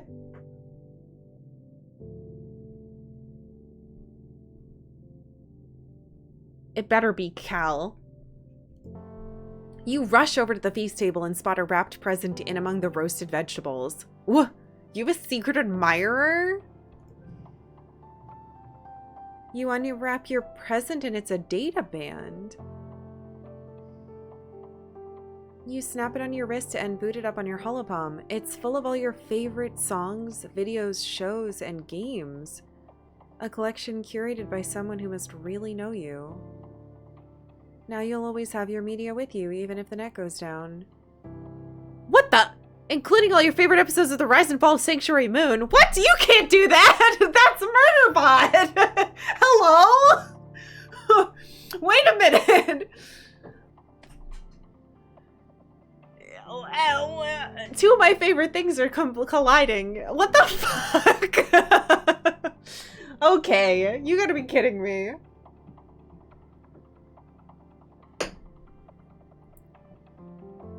How did they do that? Alright. Did I tell you guys I have like none of those books left? Hold on. Let me check. I think I have one main book and then like 2 short random stories about other people left, and then I've caught up. I'm so sad about it. Let me just double check which one that I have next. I fucking love the Murderbot books. Yeah, I only have System Collapse left. Which I believe is number 7.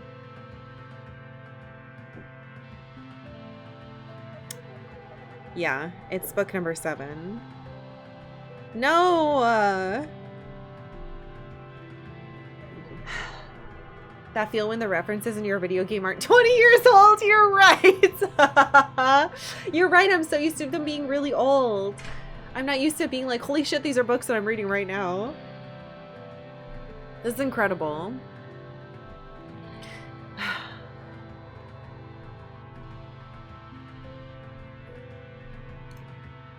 You search the holopalm for any hint as to who could have made it, but you can't find anything. You'll have to ask around, but later. The games are about to begin. I hope it was Cal. You assemble with the other kids for the annual games. What do you choose to do this year? I don't want to do this one, though. Man. I don't have any of the other stats. You know what? This was really awful last year. I'm not going to participate. Oh, shit. What? Okay. Not participating gives us +2 with these. You head to the walls to get a break from the crowd. Deese is up there as well, sketching in a notebook. He shows you a few drawings he's made of various Vertumnan animals, like the Unisaur they starved and dragged out for the Xeno wrangling competition this year. See? It sucks, he says, but doesn't say anything more after that. You're not sure if he means his drawing or the competition or the whole colony. Damn it, yeah, I should have just gotten myself stressed out. After the festivities, everyone descends on the feast. You heap your plate with more food than you can eat in 3 sittings. When all the food is gone and the sunset has broken the heat of day, people break out their instruments. Everyone dances well into the night. Yeah, I should make sure. So I'm gonna write down next to Vertumnalia, it gives you -50 stress. Because I've been doing that improperly. Mid-dust. This is Nomi Nomi's birthday. Have we figured out what Nomi Nomi likes? No.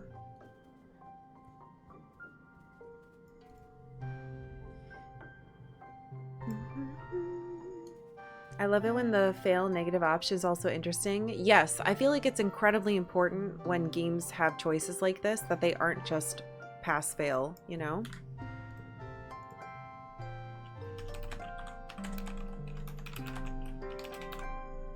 No, that's mid-dust, whatever. You find Cal catching a break in the shade of one of the gardening sheds, a wide-brimmed hat pulled down low over his eyes. Hearing you approach, he lifts the brim and shoots you a smile. Hey, Solana, taking a break too? Someone gave you a data ban. It might have been Cal.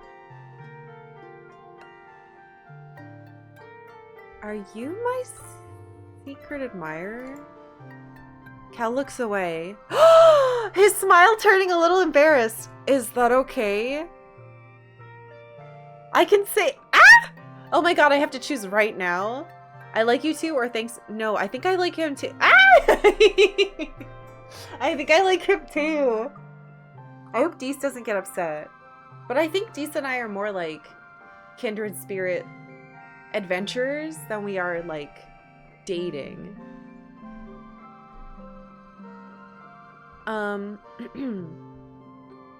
This will be our very first flirt.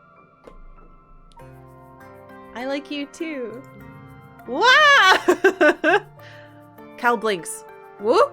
Really? I didn't expect that. I'm not gonna I can't say I like you and then immediately kiss him. Can I?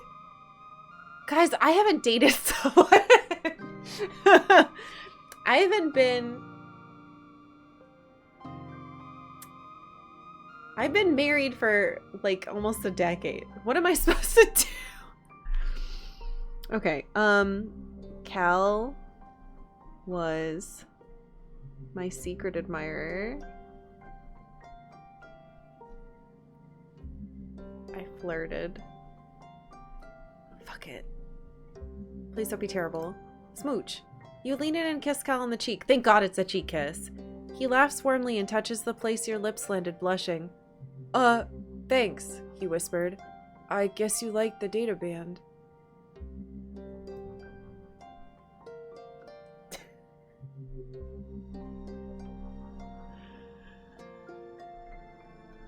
So cute! Oh my god. I feel like I should equip it, but it's not as good as these.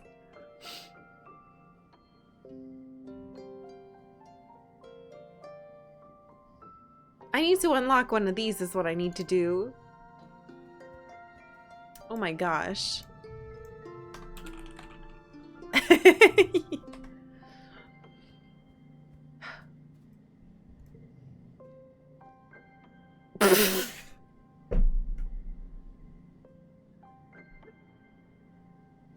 All right, video game.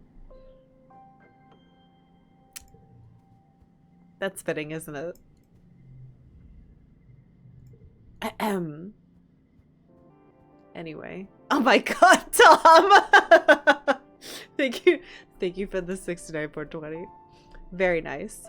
Very nice. Nice. Good god. And this is why we don't wrestle Xenos. Mimi lifts the bottom edge of her shirt to wipe her face. I've been training in this heat for 6 years, she says, smiling mischievously. I've got the home advantage. You sure do.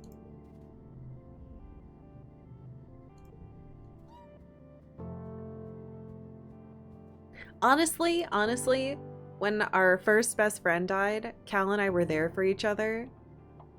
And I think it makes sense for us to like slowly grow into that.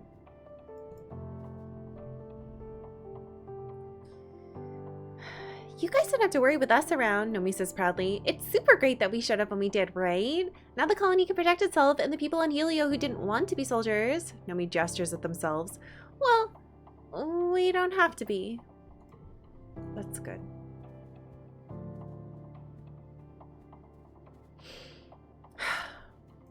What am I doing? Trying to see the number. There we go. Oh, I can see what the perk is by hovering over that part. So then, what's giving me...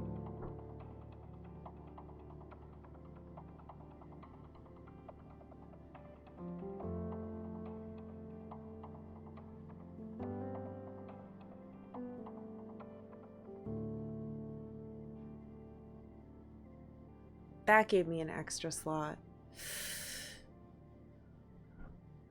I think what I want to do is assisted medbay again, because I really like the biology and the empathy. I feel like this is also a really nice way to transition from like We really like going outside and taking care of animals and doing things to like help the local nature. Like, why not use that information to help the people that are here? Because aren't people just hairless, slightly animals?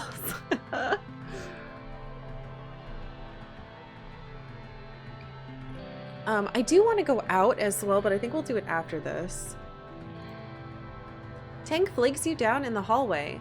Oh, Solana, do you have a moment? You go out on expeditions sometimes, right? Yes, she asks. At least far more than I do, or would ever wish to. So, would you mind doing me a favor? Of course. It's a small thing, really, and I'm to understand it's not terribly dangerous either, Tang replies. I simply need you to bring me some hot-eye eggs the next time you come across a nest out there. I would ask Dees, but, well, she makes an evocative, dismissive gesture. Why? For science, obviously, Tang replies. It's on a need-to-know basis, and you don't need to know. Just bring me some eggs, or you can tell the chief engineer why you're holding me back. I guess I'll look for some. I wish she would clarify if she wants them to be, like, fertilized or not. I gotta close up. I'll do it later. That's all I ask, Tang replies primly. They're quite common, if the reports of the foragers are to be believed. They tell me that they commonly find nests in the Valley of Vertigo. It's positively lousy with them. Okay. Tang wants Popeye eggs from Valley of Vertigo. That's fucking really good, actually, because I just said that I was going to do something like that next, so. Perfect. That being locked is totally fine.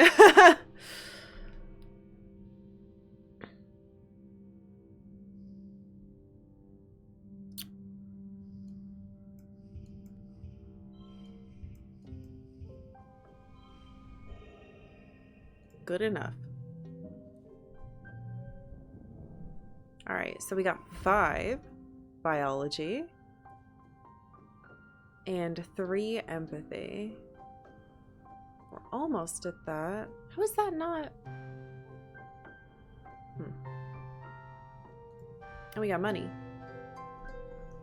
All right, so we need to go to the Valley of Vertigo now. Late dust. Is that anyone's? Oh my god, I forgot to give Nomi their birthday present. Oops. Damn it. Sorry, Nomi. I even talked to you. All right, late dust is Cal's birthday. Important.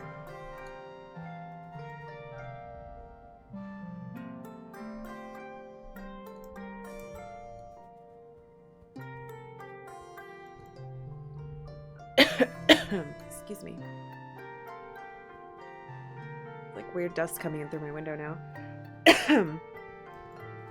Sorry, Nomi.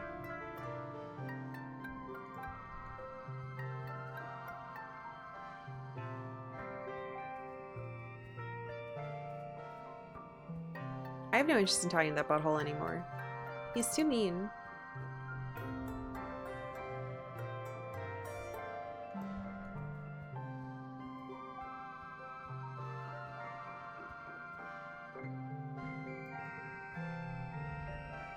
Soldiers are assholes, that's true.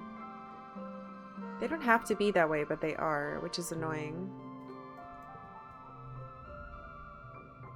Don't touch me, Mars orders, raising her hands in the air. I just did my nails, and if you mess them up, I'm going to scream until the adults come and throw you in space jail for crimes against sophistication. Alright, do I have a blue bobber fruit for him? I hope I do. Oh, wait. No, stop birthing that thing. Alright, we definitely need to go get more of these. Here.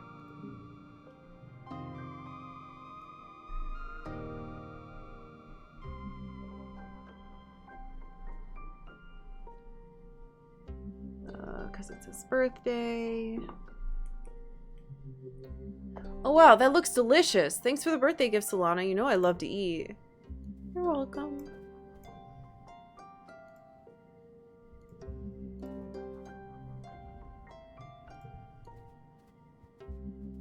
Alright, we're gonna go out into the wilds of the Valley of Vertigo to look for these eggs.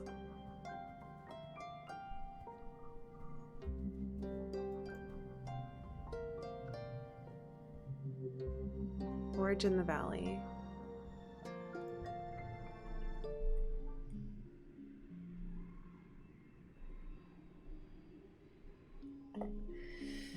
Alright, let's make a save.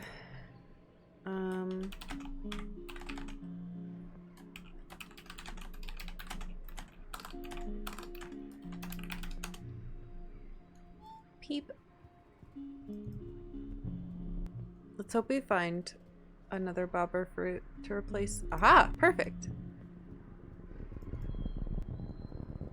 I can... What does that sound? I can pick and choose which ones I want to do. Ah, so I can see this is the ones that we've done before. Yeah, I don't want to do that one, do I? It says it will be hard. Go around.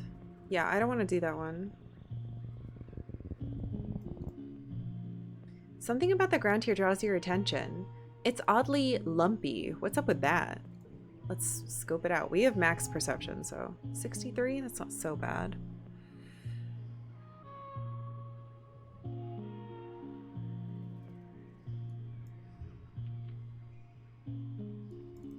We could do this as our first turn. 3, 4, 5. It's a really good first turn.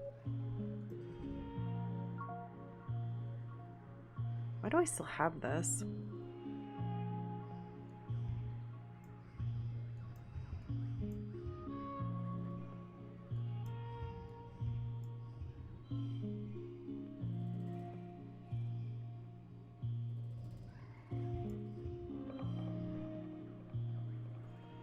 It's not great.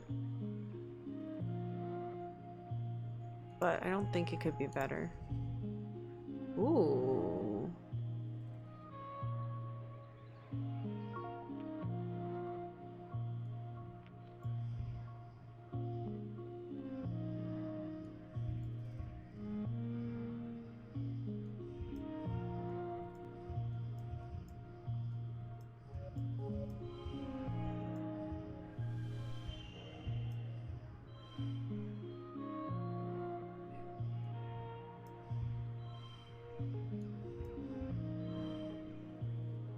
That looks pretty darn good to me. First collectible use is free. I don't need to do that.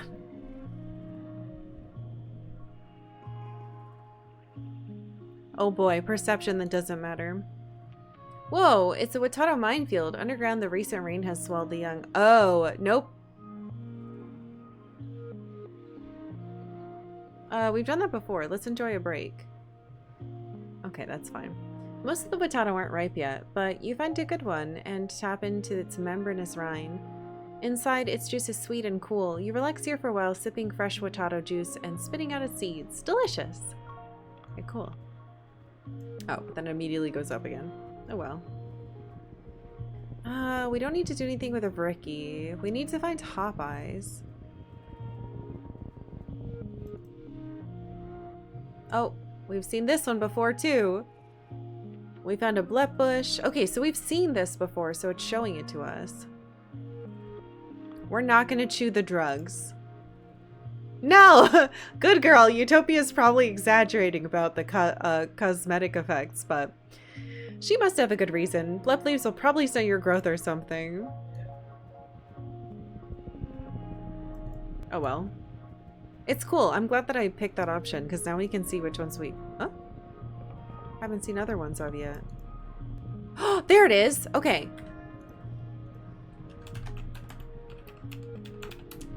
Let's do this. You spot a Hop-Eye nest, just like Tangent asked you to find.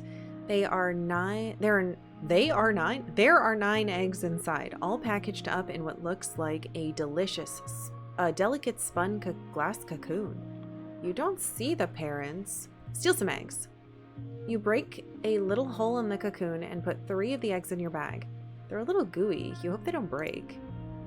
Oh no. Oh, they're so cute! You turn to leave and come face to face with an adult Hop-Eye. Understandably, it looks spitting mad. It drums its powerful foot on the ground in warning, and 4 more pop out of the undergrowth and start hissing at you. You should have known these sociable little creatures raise their young communally. Oh my god, why would I kill one? Let's use animal psychology. You've learned from the Holopedia that the two different sets of eyes on the hop eye have different purposes. The large bulging eyes on top are hardwired for perceiving danger, but their small forward-facing ones are more concerned with finding food. If you're not food and you're not danger, you throw yourself on your belly and wriggle away while the hop eyes stare at you curiously. When you're a safe distance away, they return to poking at their violated nest in confusion. Well, I did it. What's going on with you? The paths are narrow and the constant need of in constant need of repair. All right. Well, the good news is we got the hop eye. Eggs. There's a team working here trying to repair where one of the jelly arches has collapsed and covered the path in 30 centimeters of sticky goop. Utopia waves you over. Hey, Solana, can you give us a hand? We can't get vehicles through here until this is cleared, and it's gonna take all day. You might have a better plan. I have a better plan! Using biology! Yippee! Alright, 47. That turns it blue.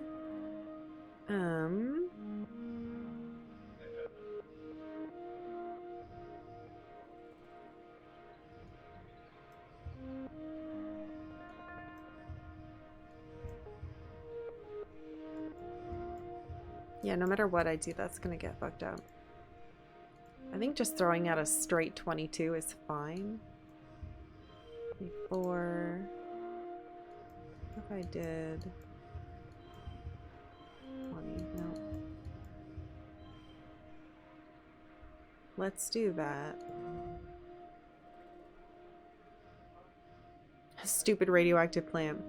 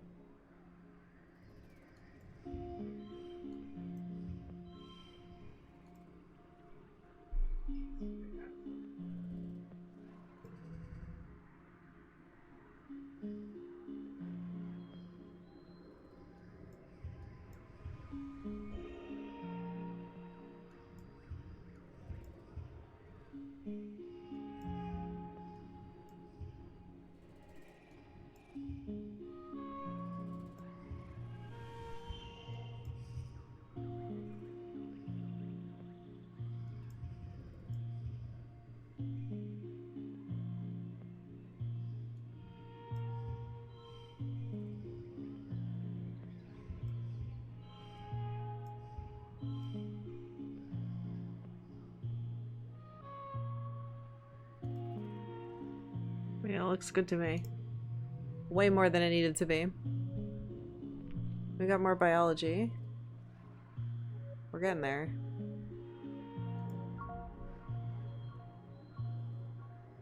Oh yeah, you've seen this stuff desiccate in low humidity, like in dust. You throw powdered desiccant over it and let physics do its work.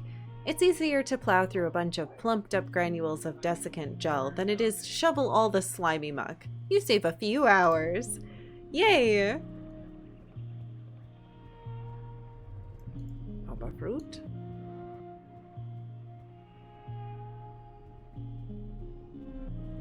Baba fruit? We have a lot of gifts for Cal, holy crap.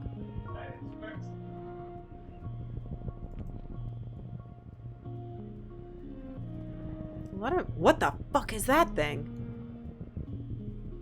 Guys?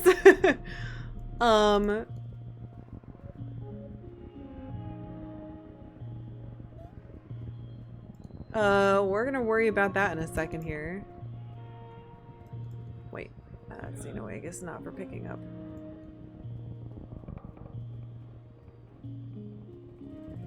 Whoa, that looks weird too. Oh man, alright, well the other one is yellow. What the hell is this eyeball emo you guys are doing? It's so creepy.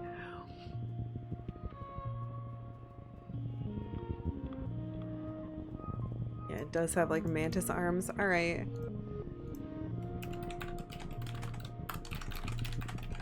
I have so many saves in here. Don't worry about it.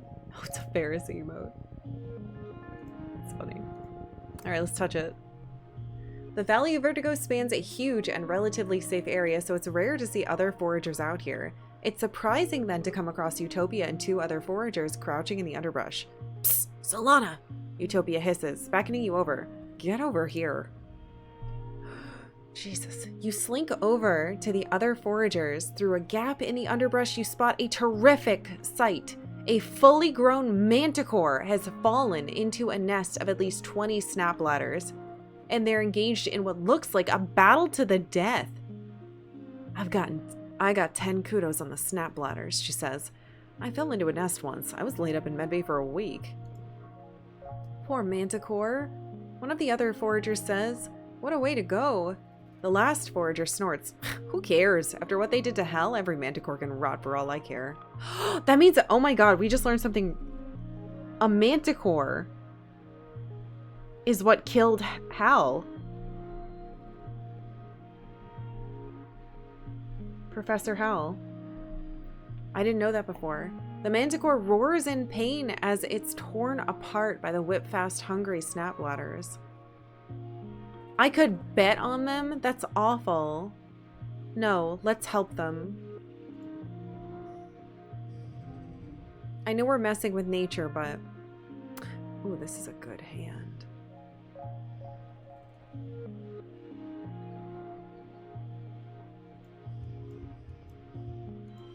Get the old 5, 6, 7 out of the way.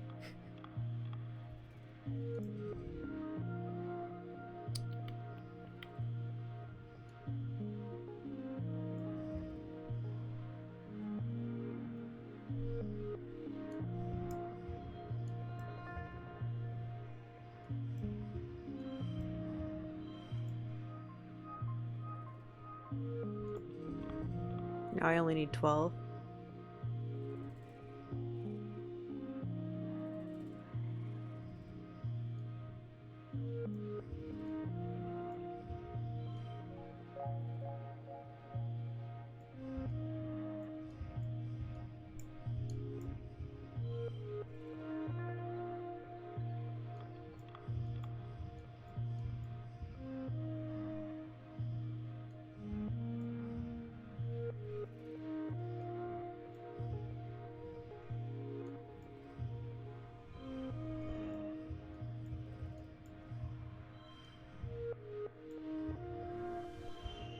Five, 5, 5. Looks good to me.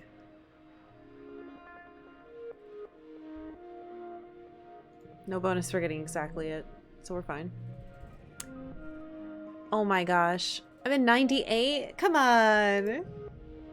Whoa. Helping an animal. Utopia tries to stop you as you burst through the underbrush, dedicating yourself to being the best distraction your weak, fragile human body can be. Enough of the snap ladders turn their focus on you that the manticore is easily able to pick the others off. Crunch, munch, snap. Off go enough heads that the manticore's powerful jaws... in the manticore's powerful jaws that the survivors cut their losses, disappearing back into the burrow. That's great. Now you find yourself face to face with the manticore, Vertemna's perfect murder machine. It looks at you, quizzically. You look back. You feel a weird connection to this creature.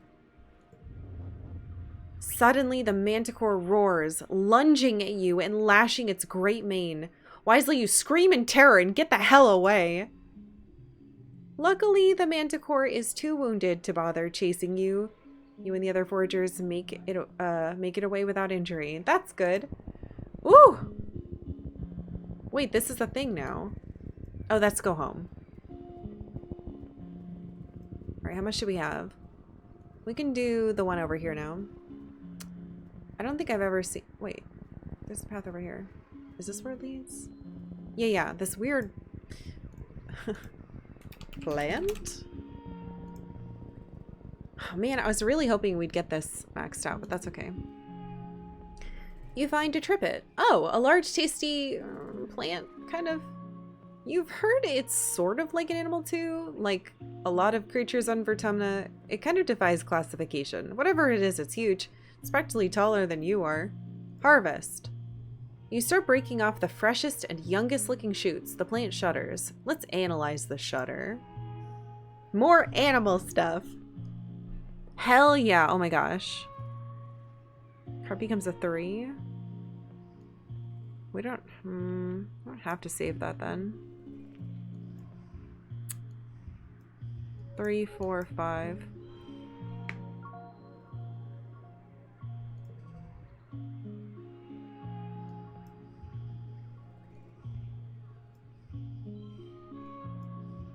You don't overwrite it? Overwrite that.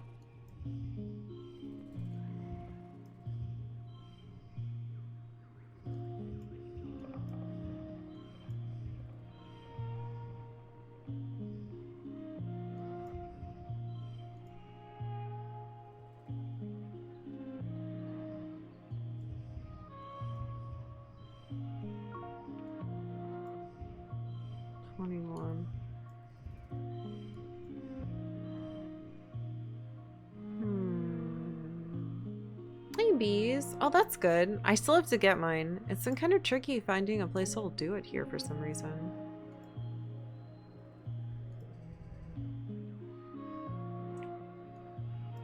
Ooh.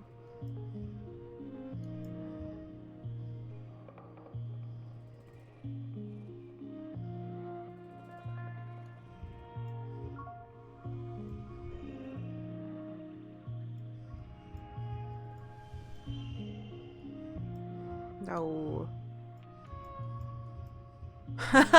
Jesus Christ. I win. Yours is still kicking your butt. We did it! We maxed out animals. Yippee! Yeah, this plant is alive and sentient like an animal. It's definitely not happy that you're ripping its limbs off. It's hard to tell if it's in pain, really, but you'd say discomfort at least. All the same, we should stop. No, something about your doing feels wrong. You make a note on your map of where it is, but oddly, you never find it again. Good! I hope it escaped. Upgrade pet cards via relaxing in the park. Okay, so we can upgrade our pet. Wait. Oh, we can upgrade it to level 3 now. And now my mental skills increase. Okay, cool. So let's go home. And then we can work on our mental stuff for the next 3 months. Perfect.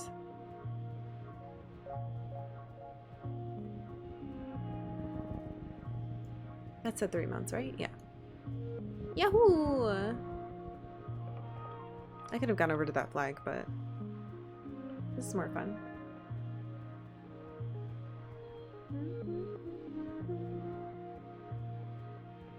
Working on more croissants. I'm jealous. We did make cinnamon rolls this morning. And they were quite good. Okay. You're back. Oh my god. Well, the more biology is great. Alright, so we hit animals level 3.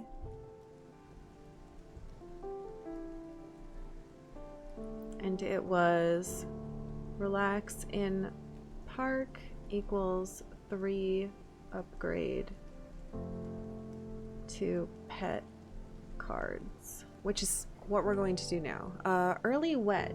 Is this anyone's birthday? Yes, it's Mars's birthday.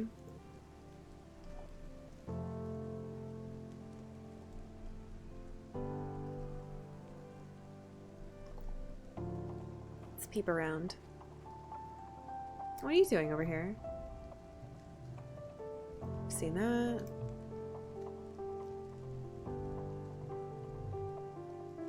Dees is squatting at the edge of the colony, staring off into the wilderness with his arms wrapped around his knees. Doesn't matter, he mutters. Soon I'll be gone, and then you'll be gone. He puts one hand on the ground. We'll all be gone eventually, but this planet will still be here. I mean, that's kind of what gets me by without being depressed. is to think about stuff like that. They make me so sad.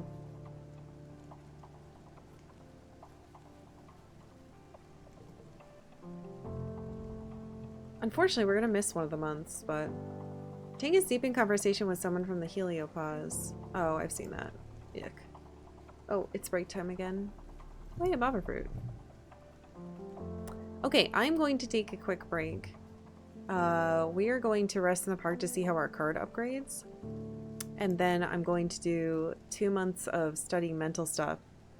Actually, yeah, and then it's gonna be wretched, wretched darkness time. So, I will be right back.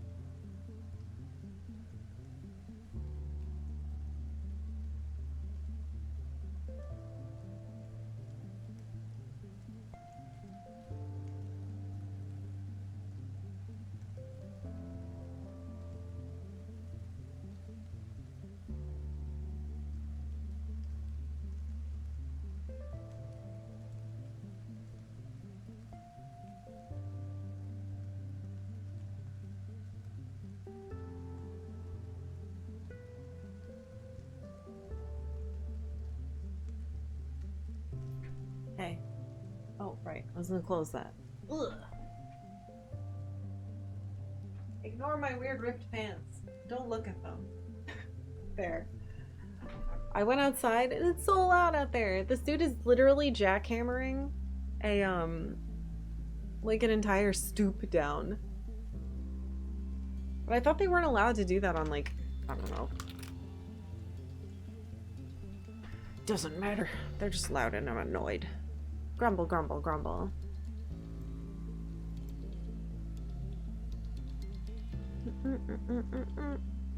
We saw this before. Hello, little dog boy.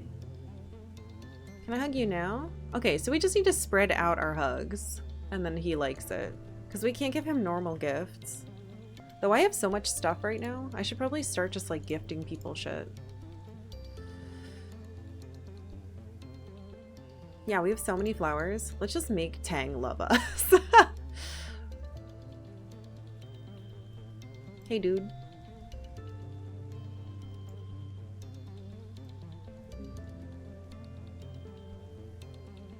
Oh, good lord.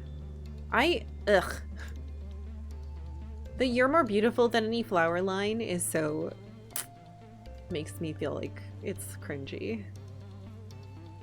Whose fucking birthday is it?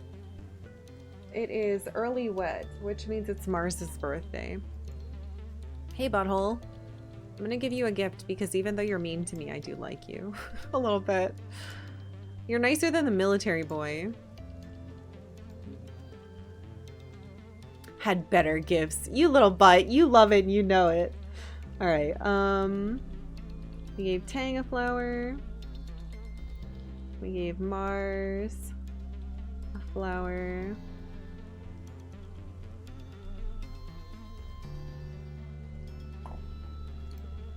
You're welcome.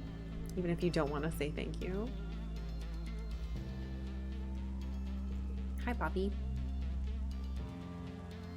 Your dad is completely drenched from the seasonal rains. Out in the fields, far from any sort of shelter. Hey, Stardust, he greets you. What enough for ya?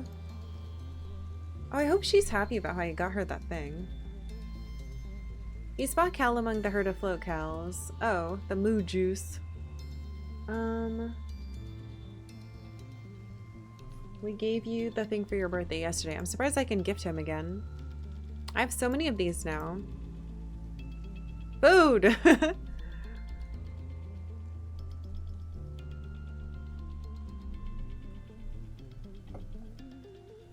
Bum, bum, bum, bum, bum, bum, bum. I want to know what happens if you max someone out. Alright, so we have to rest. Relaxing in the park, which should give us some type of further upgrade.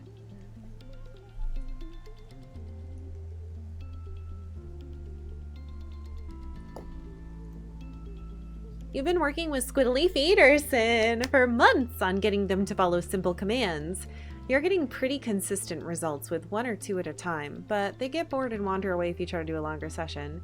You've set up a small obstacle course in the garden consisting of a few ramps and balance beams.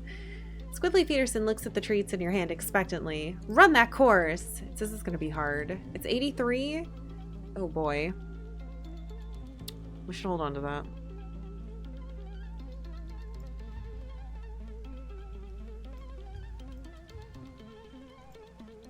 $23 is not a bad start.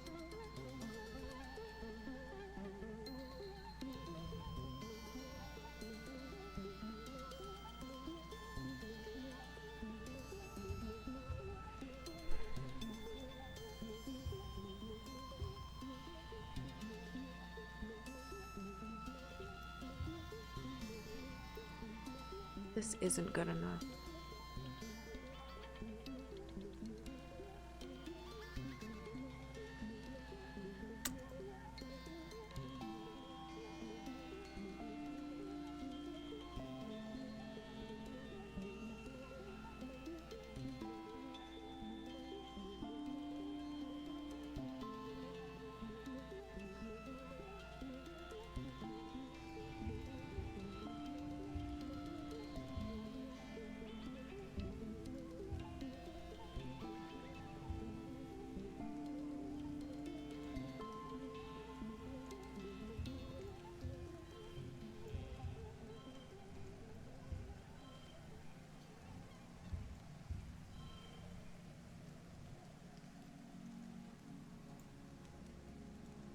I hope this isn't gonna screw me next turn.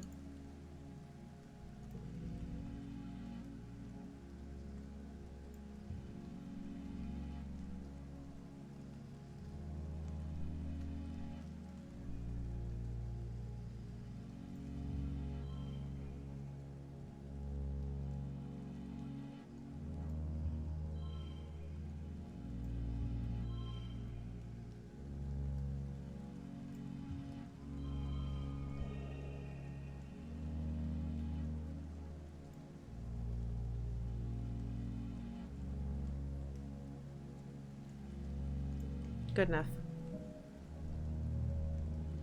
Well, we're officially over-animaled, but that's okay. I wanted to get this done so we could get this. A stunning show from young squiddly feeders and admirable speed and dexterity. They are their trainer, Solana. Our promising new stars. What? They and their trainer Solana are promising new stars in the field of Ricky training. Ooh. +1 on challenge to win. Okay, so +1 to skill reward at the end of the challenge if you win, and then +5 bonus to straights. Squiddly Feederson finishes the course and leaps into your arms, chittering happily. You did it. You've trained a Ricky to follow commands. Eee! I don't want to get rid of any of these. What's wrong with me? Oh, hey! Cool, we get this thing too. Okay, so, pet equals bonus.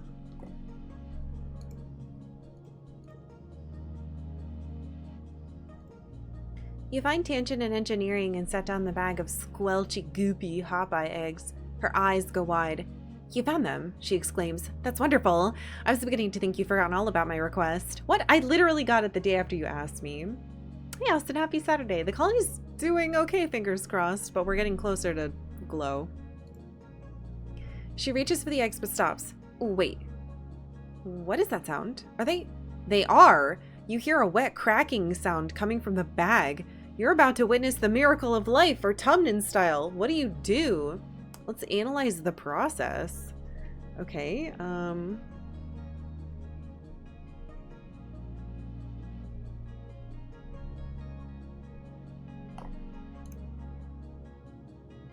animals. You pull your hollow palm and prepare to take notes. Why miss the opportunity? You and Tang watch in wonder as the gel-like shell of the largest Hopeye egg splits like a ripe melon in the sun, spilling out a tiny, squirming pink baby and a small puddle of amniotic fluid. You watch the last 2 eggs intently, but through the clear eggshells, you can't see any movement inside at all, not even a heartbeat. It's okay, Tang says. We only need 1. The tiny Hopeye is on its feet, well, foot, within minutes, taking cautious little hops on the sleek surface of the lab bench. Magnificent, Tangent says, keeping the palm-sized Hopeye from falling off the table. I expected them to be helpless at birth, like kittens or birds, but not already moving around like an ungulate. Incredible. I can't wait to study it. Wait, I can say no, I'm keeping it? I can have another pet?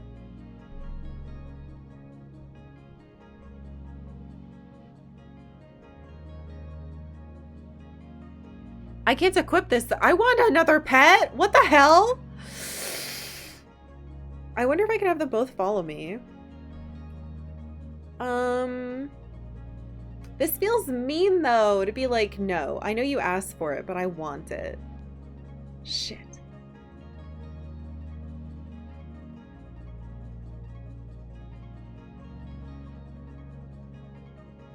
I don't trust you not to do science on it. I'm keeping it. She fucking so bad. You're going to what? Tang deadpans. After I specifically asked you to bring it back for me? You're the worst. I suppose it's your decision. Fuck, I don't want to do that. I don't want to do that. I don't want to do that. It's kind of cute in a way, Tang says, rubbing under its little nubbin chin with her finger. What are you gonna name it? Alright, she's not that mad at me.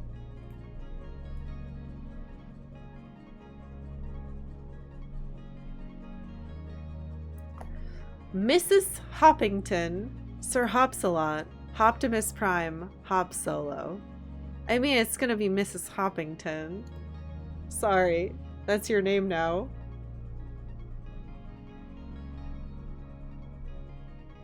A perfect name for a dainty little creature with the sweetest little claws on their tiny toesy woesies. You pick up your baby Mrs. Hoppington and hold it to your chest. Better be careful with it. You're a parent now. Oh my god, they're both here. Ah!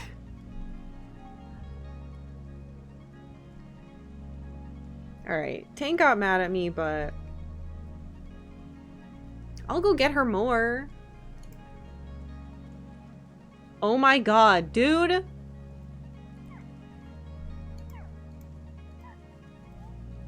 has a different sound. What the fuck?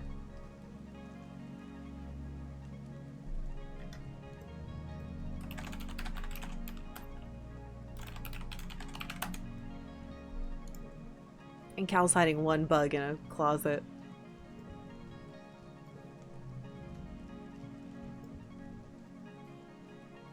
She means you're the worst the way Justin McElroy would mean it? Maybe.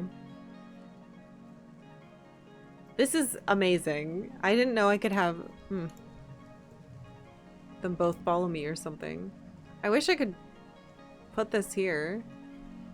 Oh, that means if I rest in the thing, I'll be able to upgrade this pet then. Okay, well, we need to take advantage of this. We only have like 2 months to do it.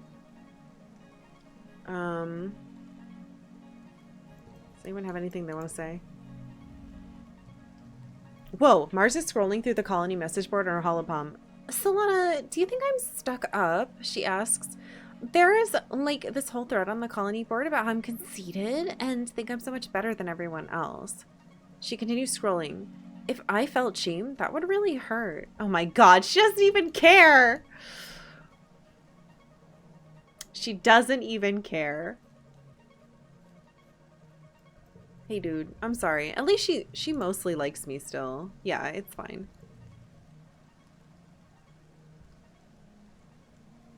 Okay, we've seen that once before. Because I remember her talking about potatoes and coffee beans. At least I think I do. I'm glad that I kept this. You know what I mean? Can I do anything with this jerk? Vase is about 2 clicks removed from flat and ignoring you. Go bother Rex if you like him so much, he snaps. Just don't believe anything he says about me. You don't know the whole story and he'll lie to anyone to make himself look good. What? Dude.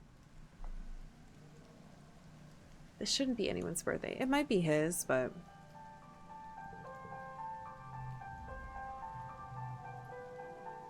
I think he's nice. At least he's not a militaristic jerkhole.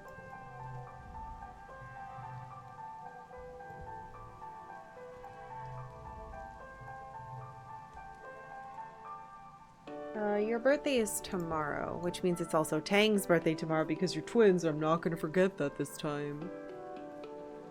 See, I'll make it up to her tomorrow.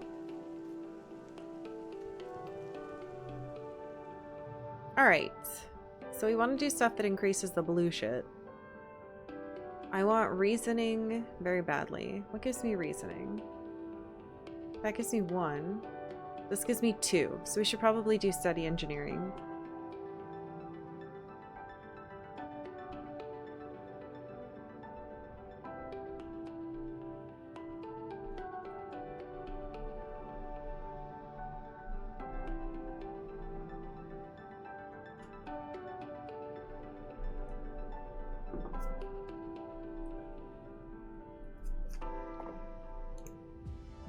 To further your engineering knowledge, you're taking a mini class with Chief Engineer Instance on the construction and maintenance of your holopalms. These devices are engineered bismuth crystals embedded in your palms when you start school. They use the heat and electric current of the human body to power themselves, to talk to each other, and connect to the holonet. Congruence is a massive repository of information. You can barely remember life before yours. Holopoms were commonplace by the time the Vertumna group first formed on Earth, and the square bismuth is grown in the lab, Instance explains. So, the physical device itself isn't hard to maintain. The difficulty is in the display and touch interface. Instance opens her holopalm, displaying a visible projected screen floating above her palm. As chief engineer, she also has one of the fancier versions that combines with a pair of eyeglasses to superimpose a projection right onto what she sees. The interface relies on plasma voxel generators, which require extremely small components that are impossible to nanoprint. The material will have to be mined from Vertumna itself. Weird. Tang raises her hand. Is it possible to hack these devices? She asks. If the biological electronic interface is so thin, is it possible to hack the human body? In a way, we've already begun to hack the human body, Instance replies. What do you call genetech? Everything the body does and is capable of depends on 4 nucleobases in different configurations. It's no different than congruence. Humans and artificial intelligences are both built from a limited code and are transformed into more by the building. Your genetic enhancements, superhearing in sight, temperature regulation, increased resistance to fear, disease, and fatigue, all present in the human genome and unlocked by the power of science. Whoa. The class splits into working groups to explore installing modules onto your holopalm. You and Tangent are in a group together. She begins installing a mod that will let her scan inorganic materials and get reading of their chemical compositions. What do you do? No, I want my own mod. I don't want to try to remove it. Let's learn from Tangent. See, that fixed it. You don't feel comfortable modding your own holopalm yet, so you just sit and watch. Tang as she upgrades hers. She's hesitant at first, but relaxes after she realizes that you're not here to judge her. You learn a lot from her. She can be nice. So long as you don't ask too many dumb questions and you're doing something she likes. Alright. 27. We get money if we equal the goal.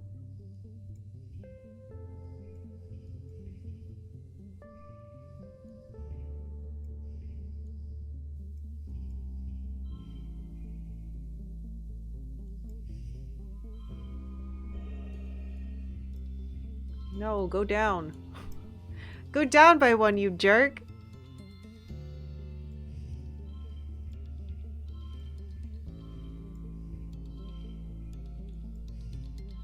God damn it.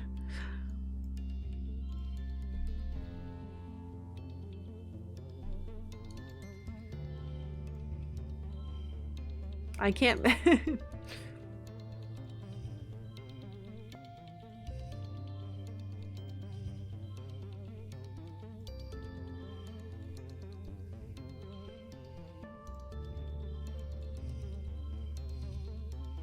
Whatever, good enough.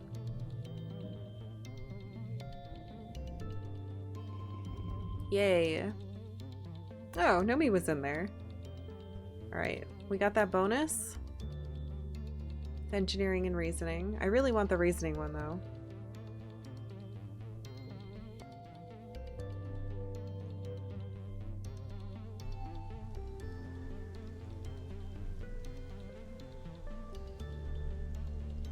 Alright, so we learned about our holopalms. Late wet should be decent tang.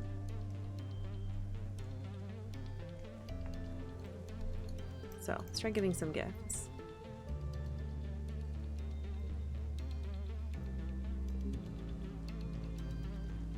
Finally, I learned your stupid birthday. Alright. Seems you've remembered my birthday. How thoughtful of you, Tang says, accepting a flower with a dubious look. I'll set this flower aside to analyze later. I'm interested in the properties of all of our temperate flora. Alright, there. Hope you find it useful. Hey, Yak.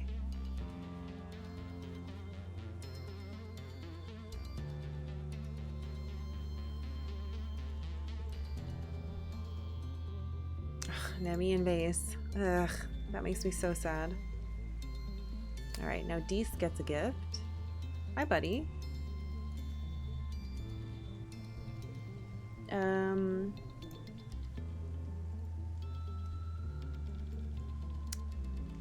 don't have any medicinal roots, but I know you also like...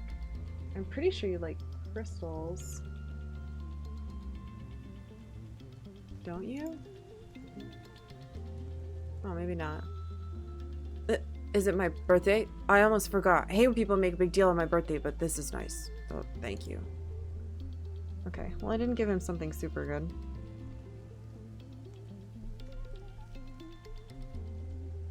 But it gave me +2, which is good enough.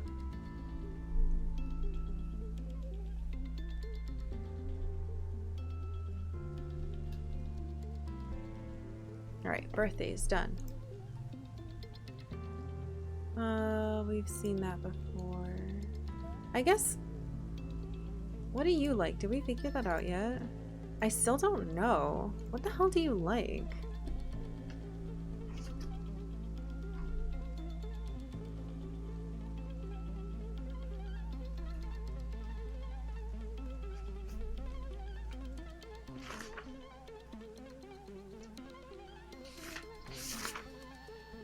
Let's see. We tried a flower. We tried a mush log.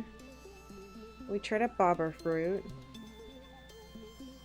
Mush log, bobber fruit.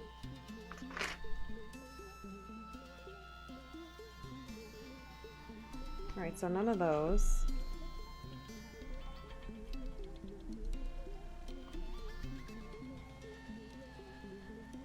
You want a crystal? Aha! Colorful, like them. Nomi makes a sound of appreciation and holds the crystal up to the light. Wow! It makes rainbows! It's perfect! Thank you so much! Wahoo! Oh, hey! You find Nomi in the lounge, flanked by 2 hollow screens and doodling in a sketchbook with real paper. One hollow screen is playing an animated kid show, while the other is a wall of text that looks like it might be a translation guide of some kind. Nomi's attention moves between the 3 easily. When they see you, they jump and quickly close their hollow screens, sitting up straight and clutching their sketchbook to their chest. Oh, hi, Solana! They giggle, rubbing the back of their head charmingly. How you doing? It's okay to... Wait, is that in a different language? Well, yeah, Nomi says, wrinkling their nose. It's better in the original language, but the subtitles don't tell the whole story either. Nomi sets their sketchbook aside and looks around conspiratorially. I thought you were gonna bust me for jailbreaking my holopad. Wait, you what? They say. All the Helio kids have restrictions on what we can watch and for how long, but you guys have so many more cartoons than we had. Nomi throws their arms in the air. Like the first season of Turbo Girl, Hyperjet Transform. What?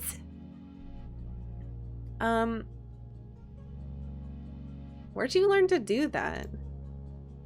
Nomi shrugs and wiggles their fingers. It was just like modding my gaming gauntlets, they reply. Sure, a little bit more complicated because, oh my gosh, no offense, but your holopop interface is so deprecated, but a lot of the fundamentals are the same. Nomi closes their eyes and tips their head to the side, smiling. You know, you've got a holopad genius here too, they say. Dees was mondo helpful, helping me figure out your old system. Wait, like our Dees? Nomi nods, blinking innocently. Yeah, they chirp. He's a total sweetheart, don't you think? Eh? Eh? Eh? Eh? Anyway, the important thing is that I get to watch every episode of Turbo Girl Hyperjet Transform. Nomi continues, clapping their hands against their cheeks. It's the best cartoon ever made. What else has schoolgirls who look like aircraft from the waist down, battling evil aliens while dealing with the stresses of high school life?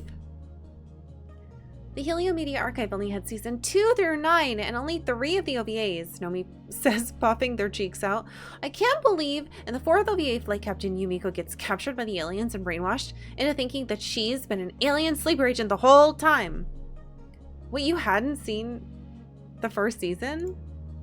Nomi shrugs and pokes one finger into their cheek. Spaceship kids make do. You don't have to know everything about something you like in order to call yourself a fan, Nomi continues. Just like you with all your heart is good enough. That's so true. Oh, cute. Nomi laughs and flips over their sketchbook, showing off some of their drawings. I was drawing some fan art for the show, they say. Well, it's kind of fan art. Okay, it's really more like if I was a character in Hypergirl Turbojet Transform. I can ask, what kind of aircraft would you be? Nomi blinks at you, clearly stunned by your interest. Well, okay, kind of, you see all the cool aircraft are already taken, and it's rude to be a double. They press the tips of their index fingers together and look thoughtful. Sometimes I draw myself, my character, as something weird, like a hot air balloon. But then I think, it would be kind of cool if I was the only regular human in the Turbo Girl hybrid jets.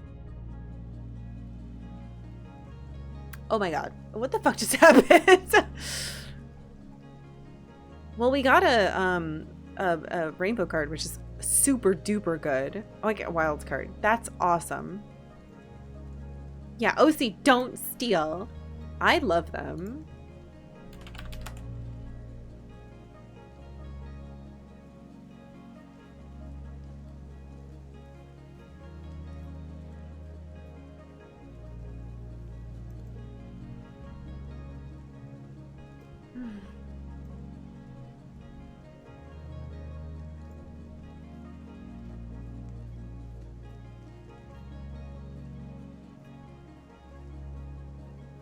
I love my pets too. They make me so happy.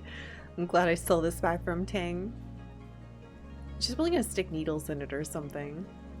At least I tried to be helpful, and she can use those 2 unfertilized eggs. Or dead eggs.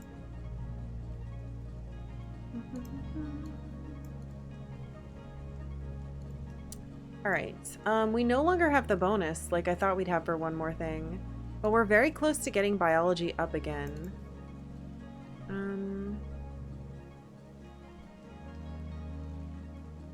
Biology and toughness could be good.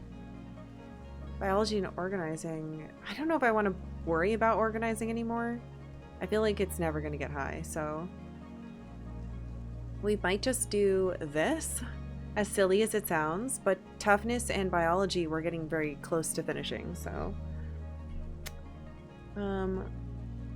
let's work on the farm.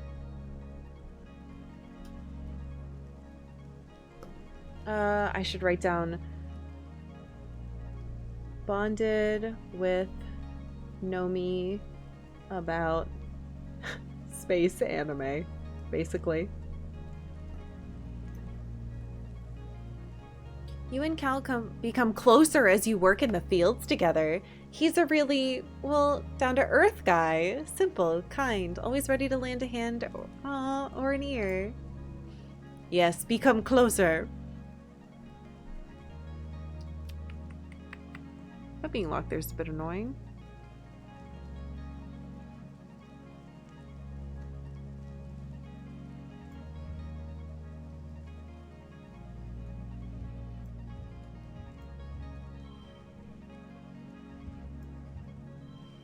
Three. But I feel like it could be better. But with that locked, I'm not sure.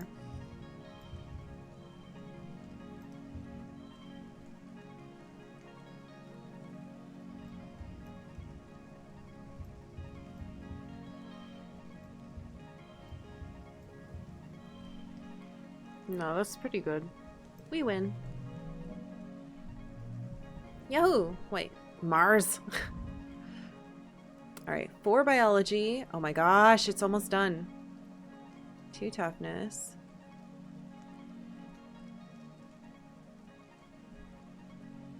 Friendship.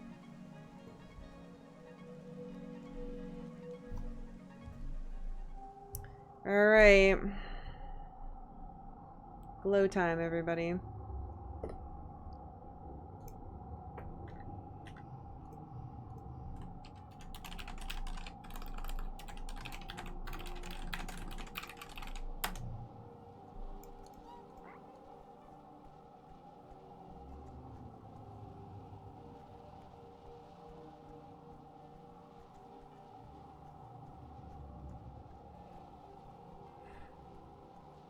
I didn't get as much bravery as I wanted this year.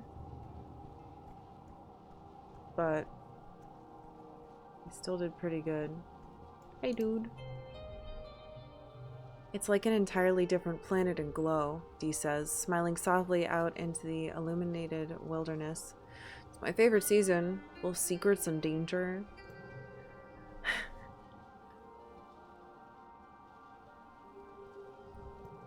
Sucks, I could have sworn I knew something else you liked.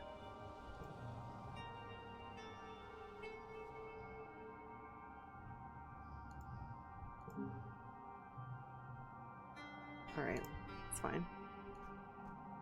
It's worth a shot just to try to figure out more of this stuff. I think my friendship would be higher by now, because we do so much stuff together. Cal looks troubled as you enter the gardens. Do you hear that? He asks, cocking his head to the side. Usually all the critters make more noise than this. I wonder what's going on. Yeah.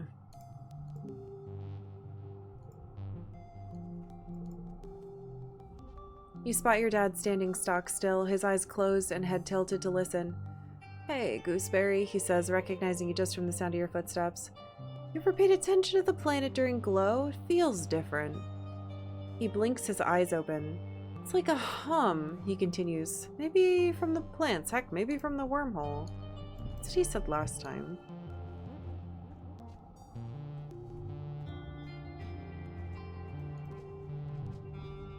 Tang is standing with her arms crossed, gazing out into the gloom. I cannot help but be a little comforted by the presence of the soldiers, she says. Perhaps we'll stand a better chance during the next attack. Maybe.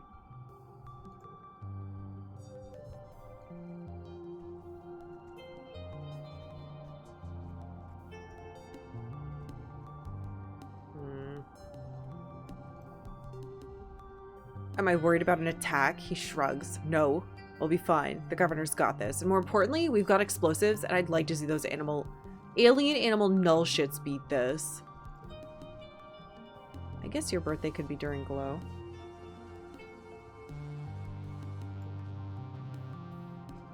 We figured out you like this junk. Ugh.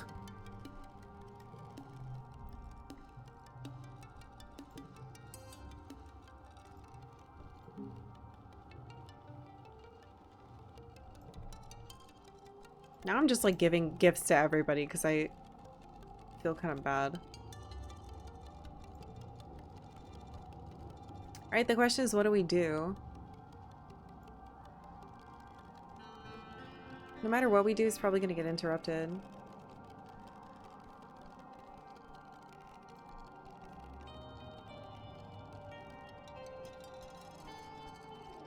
I want empathy and bravery.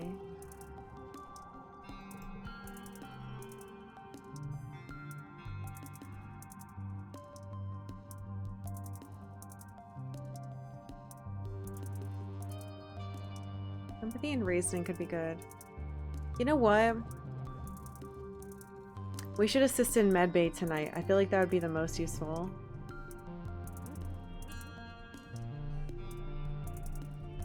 Even if it doesn't, like, do it for the whole thing. But I think this makes the most sense.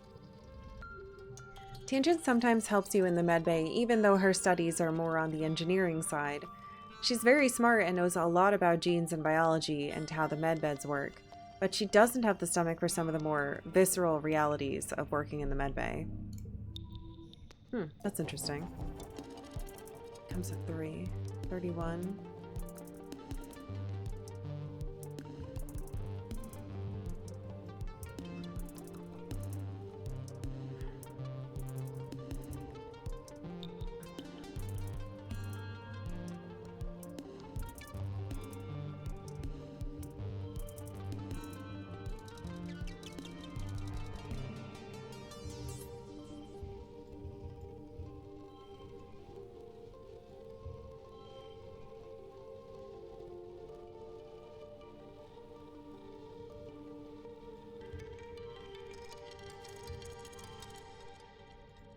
$31.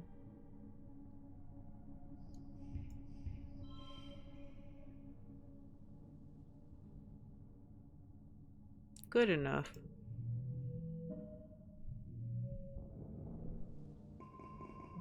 Alright, looks like we finished biology. I don't want to spoil myself on what that is. I didn't read it. Alright, biology done. We got more empathy. Got some monies. We'll have an increase to mentals again. Oh god. Alright, so it didn't matter. We're not actually there. You're lying in bed, staring at the wormhole through your window when you hear a deep thump resonate through the ground. Then a second one, quieter. The woven roof of your room quivers, unleashing a season's worth of fine glowing dust to sift through the air. Through your open window, you hear voices sounding the alarm. The annual offensive is here, and leading the charge are two massive faceless. Alright, we're brave enough. Oh my god, we're exactly brave enough. Join the fray. Oh my god.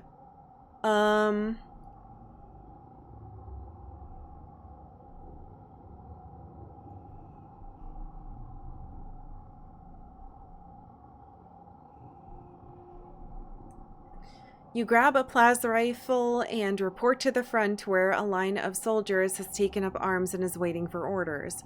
The colony prepares to defend itself against the two building-scale faceless, as well as a teeming swarm of smaller Xenos that seethe toward you. Hold steady, orders Security Chief Rhett. Keep the line. Let me talk to it. No, Governor Lum yells, running from the front gates to the front of the defensive line. He elbows Rhett out of the way and waves his arms wildly. Bring them closer! Draw them in! Fucking asshole. Rhett stops himself from shoving Lum back. But just barely, you can tell. Are you serious? He retorts. We can't let them any further into the colony. We're going to fight them on our territory, Lum cries, raising his plasma rifle over his head with one hand.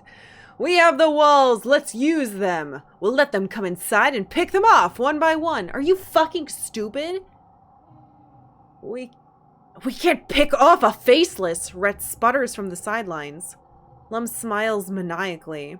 You can see the gleam of his teeth from here. I have a plan, he roars. Just follow my lead. And with that, he turns and begins to run towards the approaching animals, roaring taunts and firing wildly into the fray to draw them close. Oh no. At a loss, Rhett motions you all to fall back and let the animals approach. The area just inside the gates becomes a swirling melee of smaller Xenos and plasma rifle fire, the two faceless lumbering slowly behind. No, I want to try to stay out of the way. I don't know if I'm going to be able to do this. Okay, it's 86. We might be able to do this.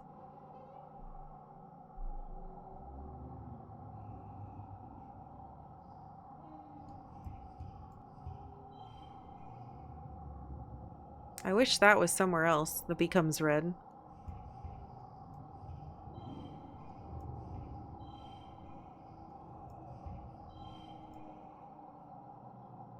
.34 is a really strong start.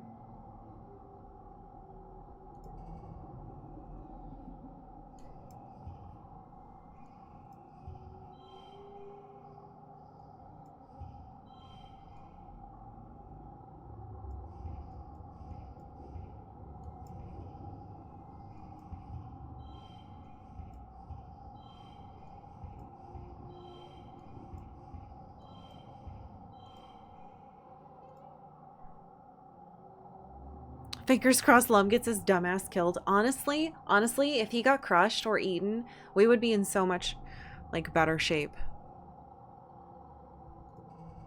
I would be fine with that. We're fine. We're turbo fine. Thank God for that radioactive plant, man.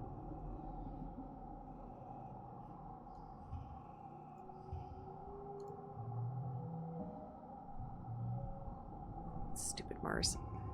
Alright, well, that's wasted points, but that's okay by me. Oh my god! Anonymous Ghost! Thank you very much! Thank you so much for gifting subs to Stellarix and Zarnax. Thank you. I don't know who you are, but I appreciate you. You're not exactly a professional soldier, but you managed to hold your own against the Xenos. Even though you still scream and retreat when something gets too close. You don't injure any humans with your plasma rifle, at least. Yeah, fuck that. I'm not killing anybody. Out of the artillery smoke, wafting over the battlefield, Lum comes running. Here they come! Here they come! He shouts joyfully and plows through the gates with the two faceless galloping behind him. It's without a doubt idiotic and horrendously dangerous. You can't help it. You hit record on your holopalm and film the ensuing chaos. You catch a glimpse of Chief Rep putting his hand over his face and sighing. If I record, maybe we can, like, oust him. A squad of Helio soldiers take up the charge and help, takes up the charge? Whatever. Oh, squad takes up the charge. That's like the one thing in English grammar I hate. And helps shepherd the faceless into the open area in the middle of the colony. You have horrible flashbacks to the first time you saw a faceless inside those walls. From the looks on the faces of the other Stratos, you're not the only one. Then you're all thrown to the ground by a tremendous explosion. Fire engulfs the center square, roasting the two faceless in an inferno that blasts the sweat from your pores. Rocks and chunks of dirt patter all around you, with the occasional thunk of burning mushwood. Those soldiers nearest the blaze all recoil in surprise. Clearly, no one but Lum knew that the square had been rigged with explosives. You don't think anyone was caught in the blast, but it was close. Lum stands before the blaze laughing and firing at the two tortured faceless as they roast to death. You raise your holopalm to capture the image, his silhouette dark against the column of flame and smoke. It was ridiculously dangerous and stupid, but it does look pretty cool in your recorded footage. People filter out of their hiding places, shielding their faces from the heat coming off the bonfire in the middle of the square. On the horizon, the first watery rays of quiet sunrise are struggling to make a dent in the hot orange glare. The colony's fire suppression system is turned on. The square, revealing the charred corpses of the two faceless. I hate him so much.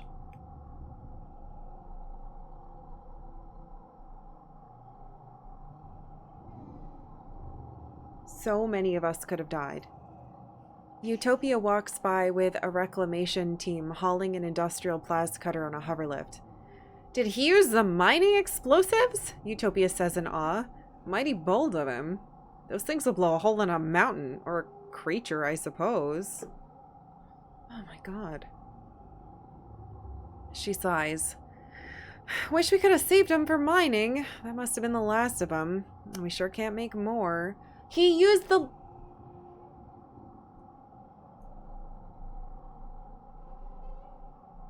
The last of our fucking mining stuff? What an ass. Then she and her crew are out of earshot as they pick their way down to the blast crater to carve up the faceless for recycling. Whoa, what? Oh, thank God. Fortunately, because we have colony defense, the colony was well defended. You and the other colonists have been fortifying the defenses, putting security above all else.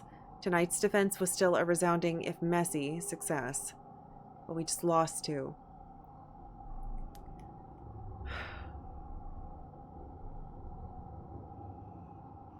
But if Utopia's right, you don't have any more of those explosives now. You can't just nanoprint unstable molecules like that. What are you going to do during the next attack? Oh no. Oh, what the heck? Say says, thank you very much. Thank you for gifting a sub to Sundo and the real Zabo. The real Zabo? Thank you. Thank you very much. Oh, there's a hype train. Thank you so much. All right, here we are. Why is there a little explosion there? Well, wait, what is that? Game ends at 19. Oh shit, we're getting really close. We gained more rebellion in our 16s, which makes sense. Oh, thank you for the 17 bits, Austin. Yeah, so... Wait, our hair! Look, our hair! It's longer. Oh my god. Wait, everyone's older again! What the fuck? Oh my god.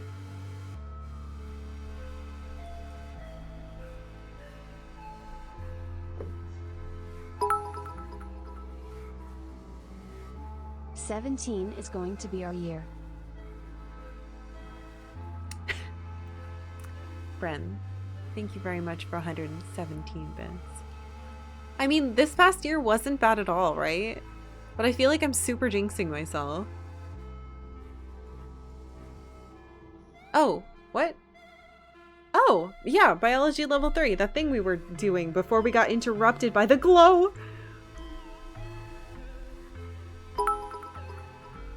Enhance your DNA in engineering. What? Age. Hair. Tom, thank you for the 1700 bits. Thank you very much. Yeah, I have hair now. Okay, we can enhance our DNA in engineering, which sounds insane. What does that mean? Another new perk. Oh, empathy level 1. Oh my gosh.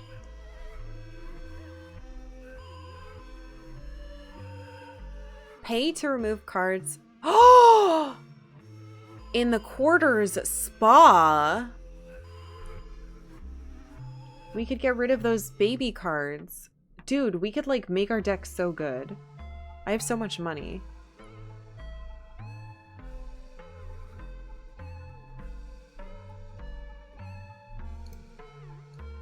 Look at me, I'm so big. I have such long hair. What the heck? Oh my god, oh, okay.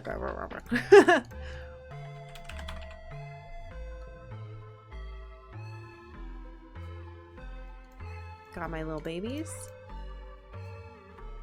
Oh my gosh, this is so weird. Okay, all right, we'll just talk to everybody. No. I need to take a break, but I don't want to. Ugh. All right, we'll look at some people and then we'll take a break. Wow, what the heck? You look great. You're not pimply anymore. Man, these kids are getting out of their awkward phases way faster than I did. You spot Tang sitting on a large boulder outside the lab. She's eating a pressed soy bar ration with determination, alternating bites with huge gulps of water to wash it down as quickly as possible. What are you doing out here? She stops her grim work long enough to acknowledge your question. I hit the limit on the number of consecutive hours they'll allow me to work in the lab, she says. So I'm taking a break, she says, making mocking air quotes around the sentence. How dare they? That's what I said, Tang replies.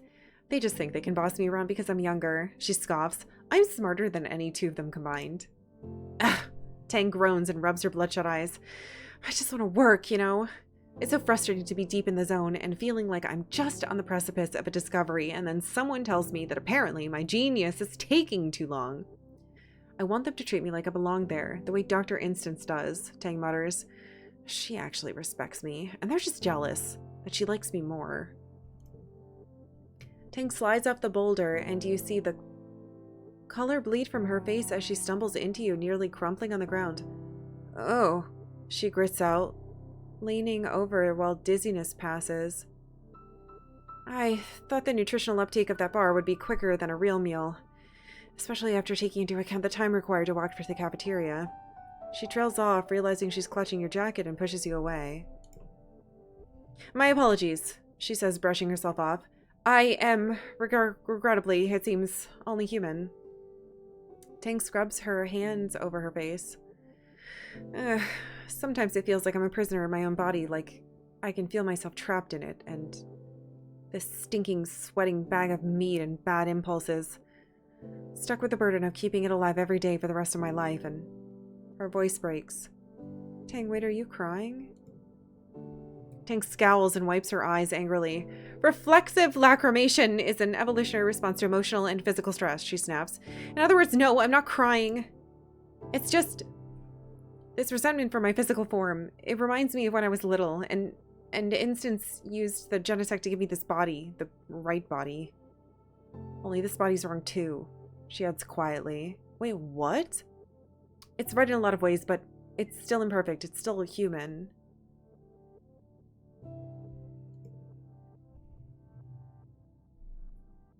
If I were an AI, everything would be more simple.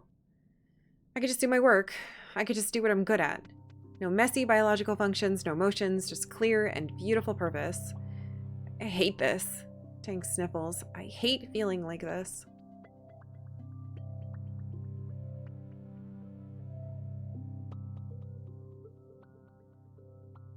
I wonder if she was born in a different gender body and they knew it was wrong and they fixed it, but that wasn't the only problem.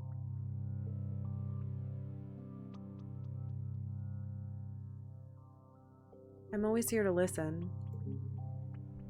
I feel so fucking bad for you.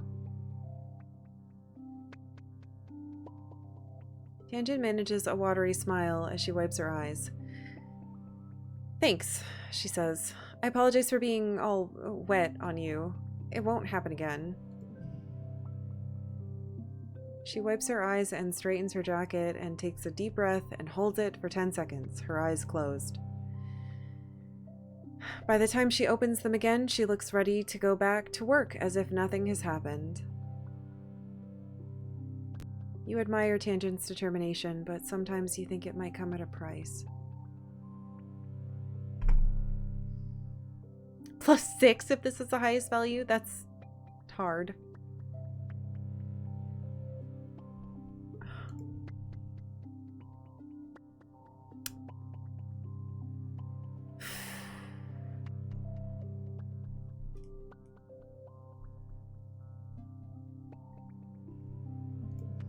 I wish I could help. I wish I could help her feel better.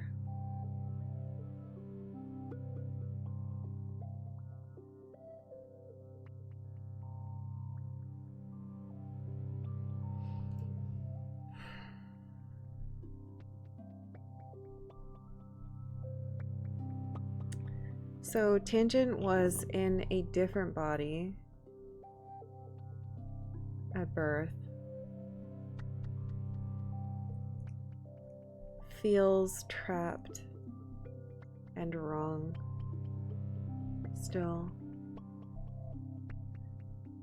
Wishes she was not human.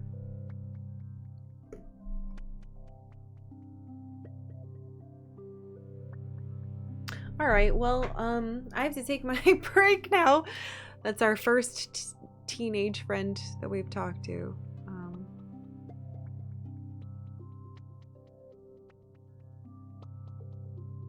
Okay. I'm gonna take a quick break. We're probably gonna go for another half hour to an hour. I was just going to stop when I finished the year, but we finished it really fast, and I definitely want to at least... You know what? No, I want to at least talk to everybody, look at everybody now that we're, like, different looking, and maybe see what our new options are. So probably like a half hour more, maybe.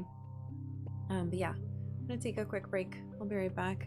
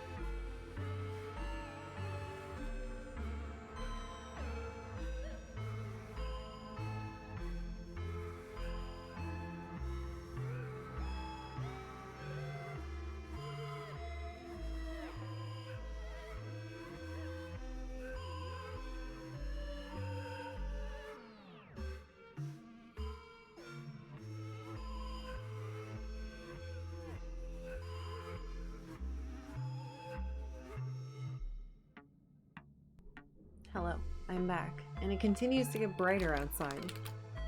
Why is it doing that?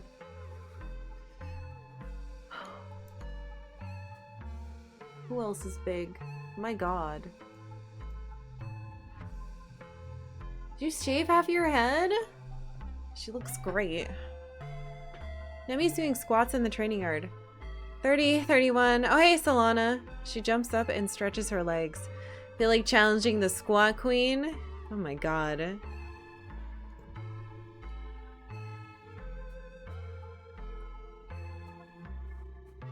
What? You're still super tiny. Wait, how old are you guys?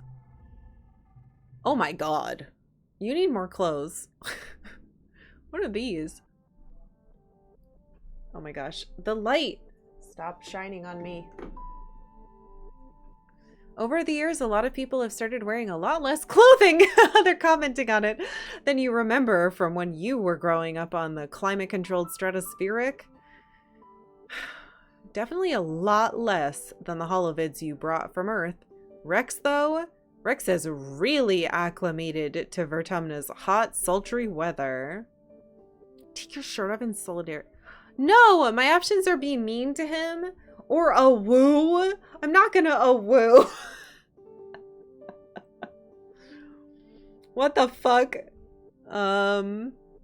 Dude, put a shirt on. Are you kidding me? No! A woo. A woo. Thank you, Broken Quest. But also, no, we're not a wooing at him. Put your woos away. Are you kidding me? He asked, throwing his arms wide. First, it's hot as balls out here. I work outdoors, and hooey, no joke, I'd take off more if I could. He cranes his head up to the sky. Second, I like the feeling of the sun on my skin. After 15 years in a sunless tube hurtling through space, I want to soak in as much as I can. It makes me feel great. Rex laughs and knocks himself into your shoulder. I think our bodies were meant to live this way. Don't even get me started about pants, bud.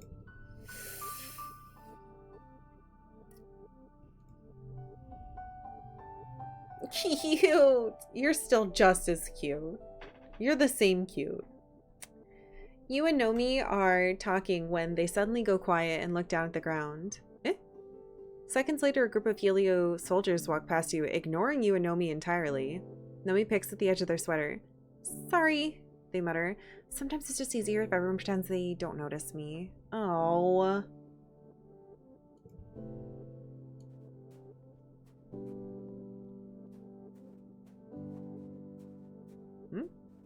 God, I'm so big.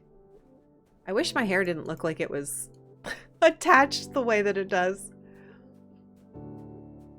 This is a bad haircut. Oh no. What could this possibly be?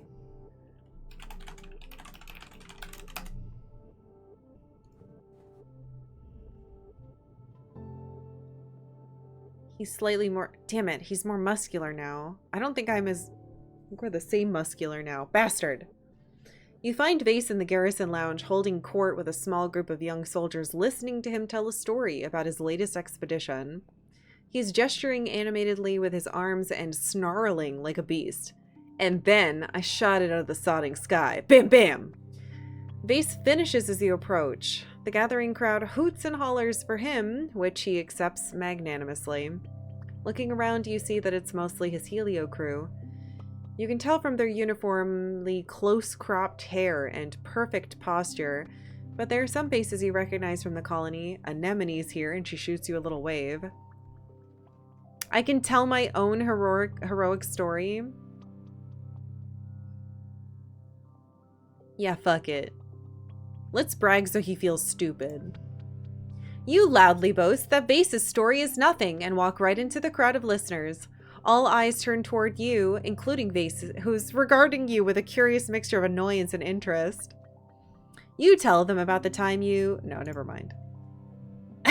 Vase squints at you, and he's waiting for the punchline. When it doesn't come, he starts laughing. Huh, typical colony kid, Vase sneers. All you do is stink up the place like animal shit in fear. What? Fuck you. Also, why didn't it give me an option? I've done so many brave things. Vase's friends laugh while the colonists look at each other and smile awkwardly, already not wanting to disagree with Vase. All except for Anemone, who joins in and laughs the loudest of all. Anemone! Base kicks out another stool from his table. Come sit beside the king, he addresses you. Maybe you'll learn something. Ugh, looks like he wants to make an example out of you? Uh-oh. You take a seat beside Vase.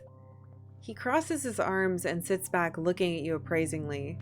Whatever he sees in you makes him snort dismissively. You feel as if you failed a test.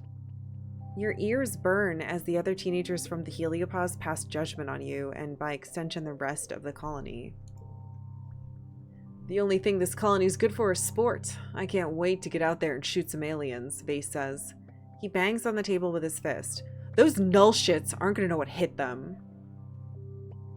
You can't kill aliens, this is their home. Fuck you. Vase's lip curls as snorts. That's not... okay. Do you nullheads want to live here or not? It's not going to be your home unless you make it yours. He doesn't look happy that you challenged him in front of his friends. Well, fuck him then.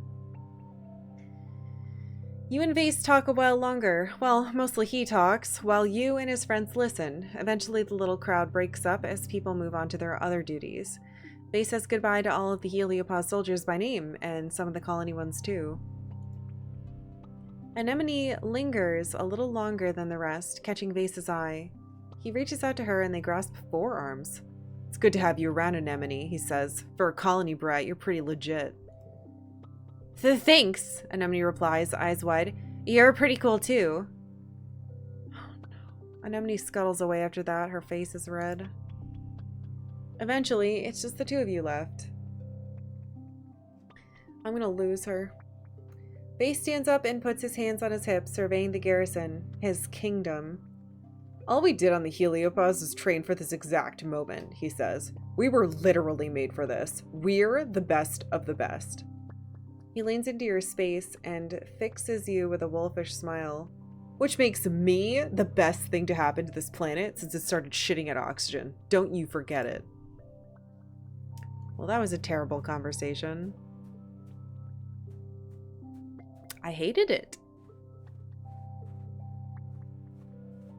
Hey, your hair. Your hair looks amazing. Did you get a tattoo? What are these? Deese's eyes flick over you with disinterest. What do you want? Are you gonna make fun of me too? Bro, you know I don't make fun of you. What am I doing? How dare you? I would never. We're friends, you butthole. He looks great. Oh my god. Are you kidding me? Stop getting hotter. What am I supposed to do about this? You bitch. Why does she keep getting attractive? So I guess we're really at war now because I just tried to use my kudos to print a new hairband and they told me that I can't because I have enough hairbands already and they have to save the nano printer for things that are important. Mars crosses her arms and stomps her foot. Hello, have you seen my hair? Accessories are important, okay? Jesus Christ. Right, maybe we should become better friends with you because you're beautiful now. That's terrible. A flower. A cheap gift, but I suppose it'll look good in my hair. Bitch, you like the flowers.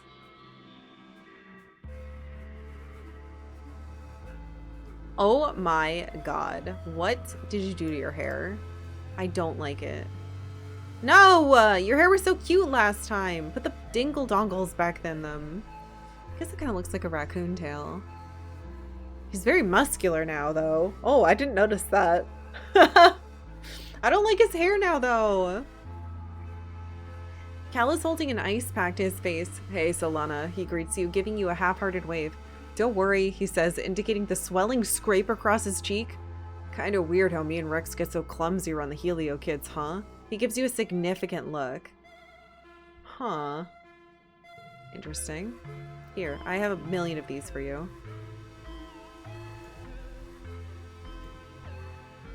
80. Oh, oh!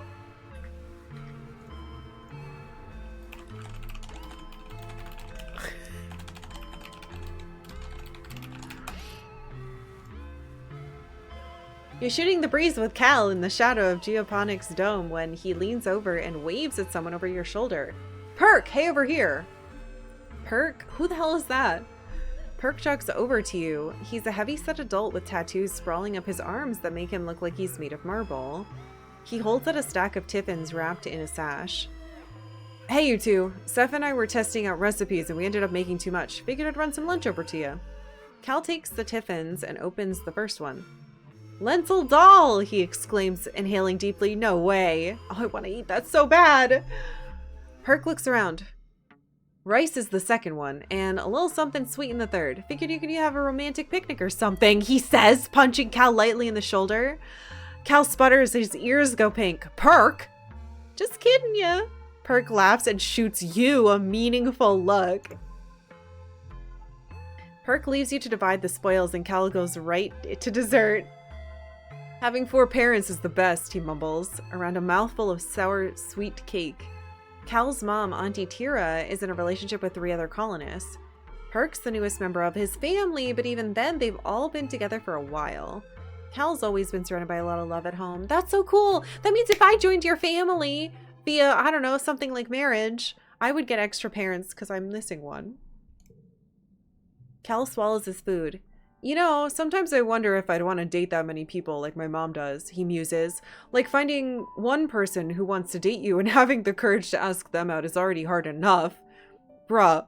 Don't say bruh. My palms are sweating just thinking about it. Is he kind of looking at you while he says that? Hard to tell. Besides, Cal continues, it works fine for my mom, but I kind of feel like if I find someone, I want to just be with them, you know? I want to put all my energy to making them happy. We can flirt, we can flirt, we can flirt. You already make me happy. Cal's eyes go wide and he rubs the back of his neck. Oh, I didn't mean that, but I mean, I did not mean that either. He giggles and looks away, unable to meet your eye. The Dell is sweet and fragrant and tastes all the better for being made and delivered with love. You and Cal eat your fill before Cal excuses himself to go back to work. Dude, you need to fucking flirt back with me. Ugh.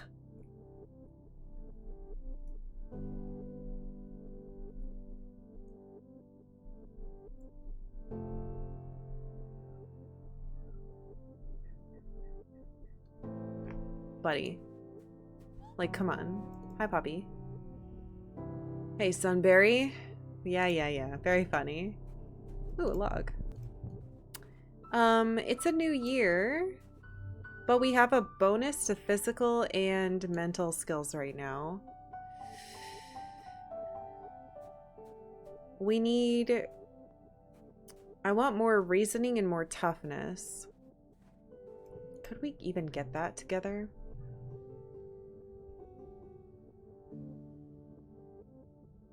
We could do reasoning and engineering.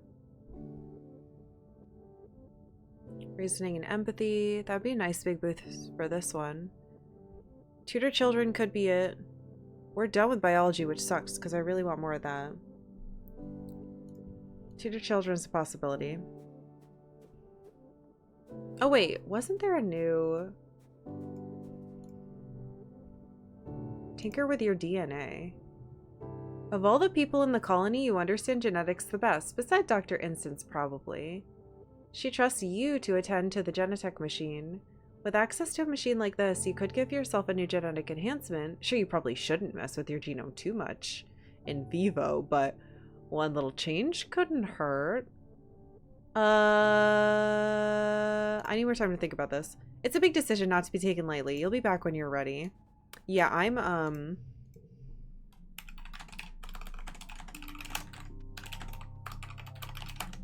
let's take a look at it if I can look at it again.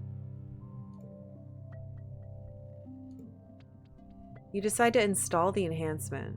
Oh my god. What the hell? Extra fingers? Absorbent brain.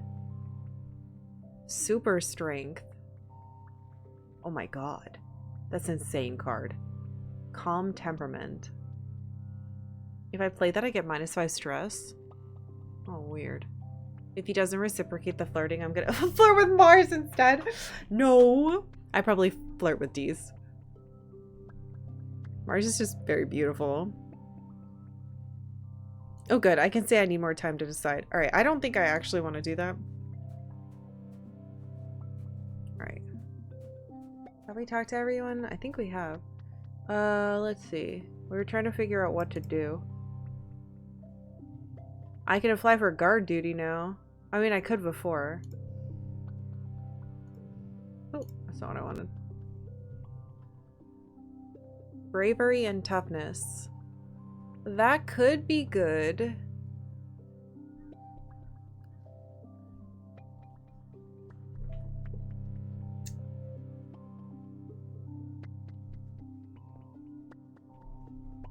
But I really don't want to spend time with these kids anymore.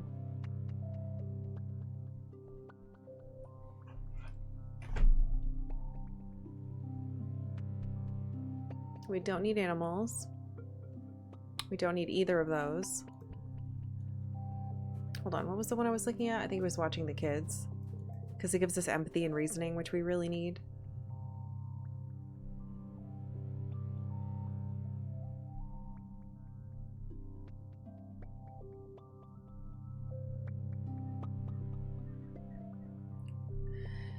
The other one that's good is this one.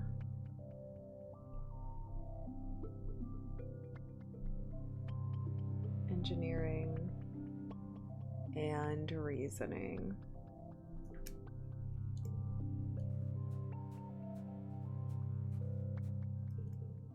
Anything new in here?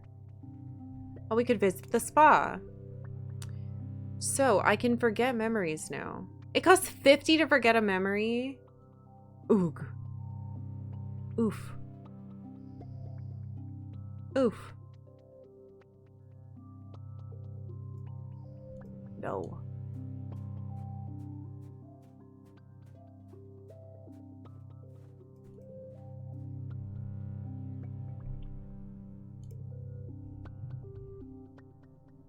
What? We need to increase our security rating somehow. Our food is good though.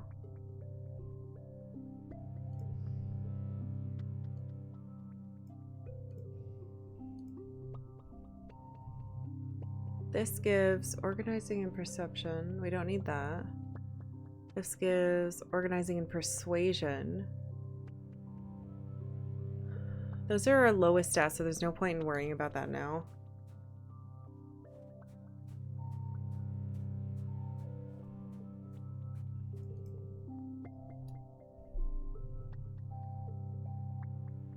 Straight toughness we can worry about later.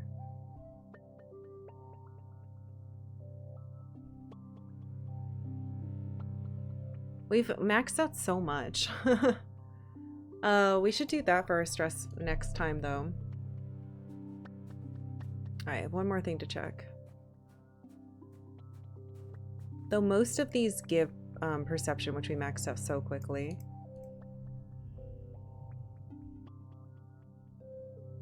Bravery, perception, perception animals, nope. Perception biology, nope. Perception engineering. So the only two that really help, the bravery is good, and that. All right, so we basically have three choices. Play sports ball, tutor kids, or engineering. Think,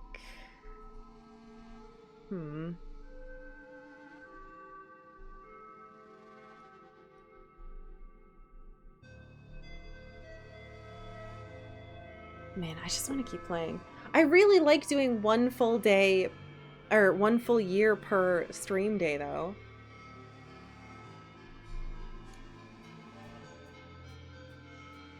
What could be the harm? I just want to keep playing a little bit longer. All right.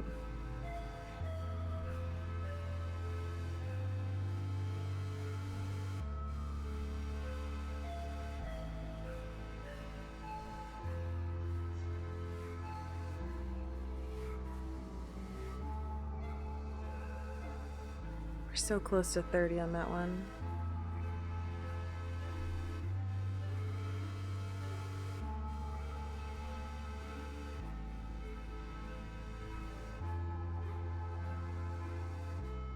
Alright, let's tutor children.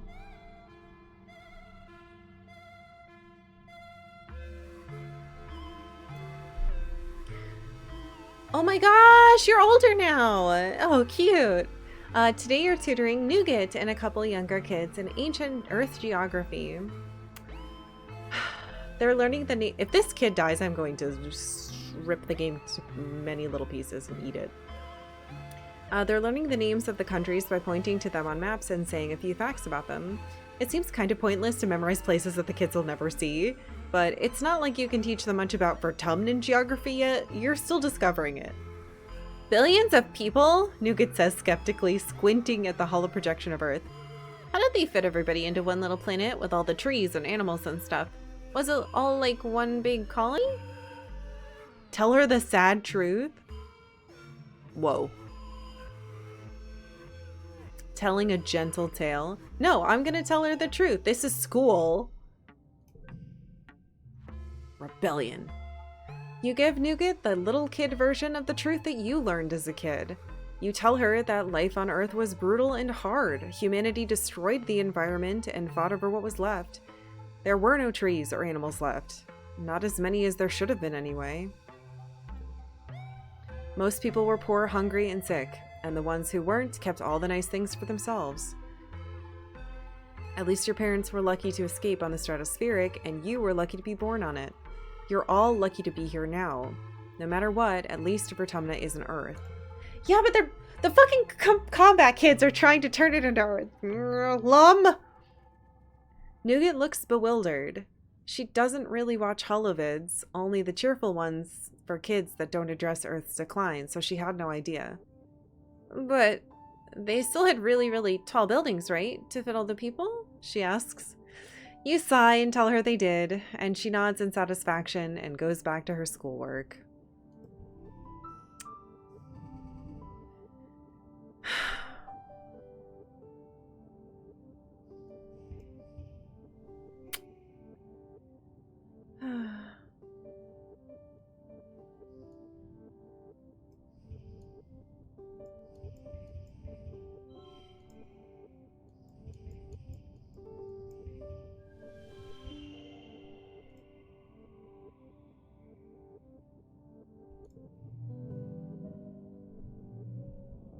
Haha, I canceled it out by getting the best score. Well, we got 1 billion reasoning and only 1 empathy because we told the truth, I'd assume.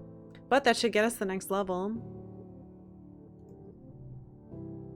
It's your 17th birthday. Oh my god.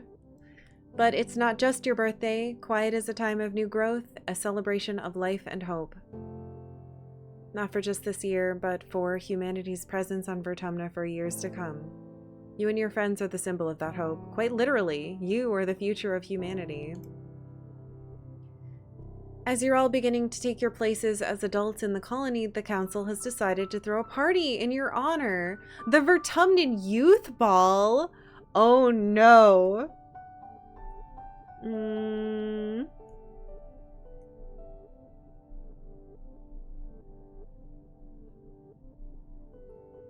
Mars is organizing it, of course.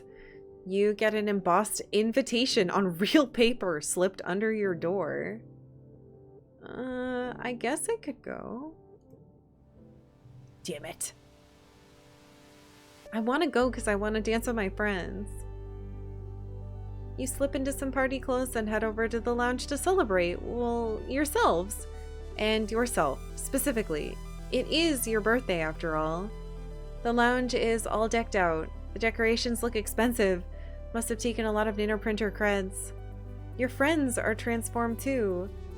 Everyone has dressed up and looking like young adults you're becoming. That's incorrect grammar again.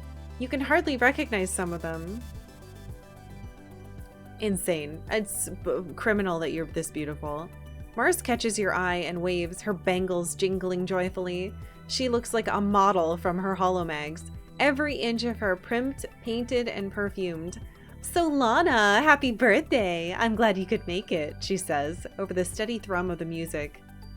Drinks are over there. Make your song request a congruence and take off your shoes. You look down at your boots, then back up at Mars skeptically. She rolls her eyes and does a little bounce. Sock hop, just like Earth, duh. Oh my god. Stop. What's happening? At the refreshment table, Cal is stuffing his face with party food, and Rex shoves 2 glasses of punch into your hands. Gotta stay hydrated, he says, pouring himself another glass. We'll be sweating it out one way or another. He winks at you. Stop that. Don't let them fool you, Tangent mutters, joining you. She smears a glob of some pink and meaty looking ew on a cracker. No! Put that banana away! Broken Quest, how could you? It's so freaking bright. How could you do that? Dude. No banana. No, no banana. They're already teenagers. Cease! Okay, that's because there's two banana. All right. Stop that. Thank you. Ahem. It's a well-documented phenomenon that people inexperienced with imbibing alcohol will begin to act as if they're drunk, even if they're completely sober. To Rex, she adds, I mean, of course, that I'm not going to suffer any bad behavior. Don't make that face. Rex grins as he pulls a flask out of his vest and pours a healthy addition into his glass. Don't drink? You kids are 17. NMU, thank you for following. Who says it's gonna be an act? Let's get a little loose. Come on, it's a party. Oh god. The music changes to something with a fast pounding beat. Rex throws his head back and howls. Oh, it's time to dance. No, I'm gonna hang out with my friends. Oh my god, you're here.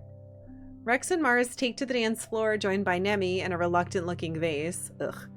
You stay behind with the others to watch, still marveling at how mature your friends seem tonight.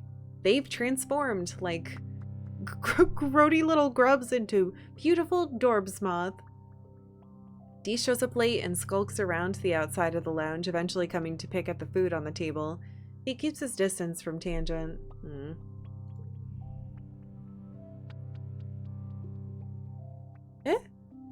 Cal eventually heeds the siren call at the dance floor and saunters over to join the others. No! Dance with me, dummy!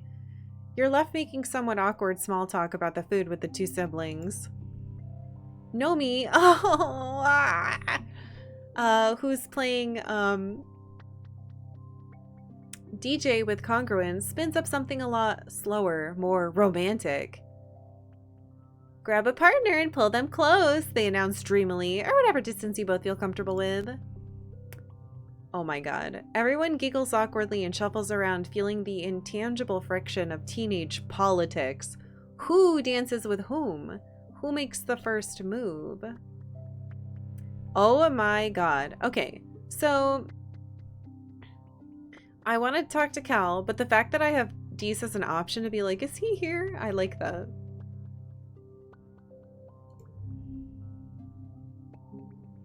Cal grins and holds you at a respectful distance. Oh my god, he's so sweet. His strong shoulders forming a natural dancing frame for your arms. You're a little embarrassed that you're so sweaty. Cal never works up a sweat. He's his augment, that's not fair. But he just laughs and compliments your natural glow. Oh, so embarrassing.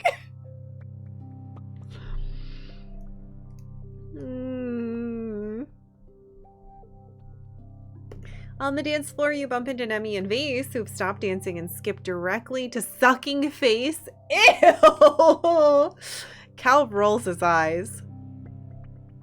After the slow songs, Nomi spins Congruence's music library to something with a little more bounce to it. The dance floor once more floods with bodies ready to gyrate the night away. But the tunes are abruptly interrupted by Governor Lum.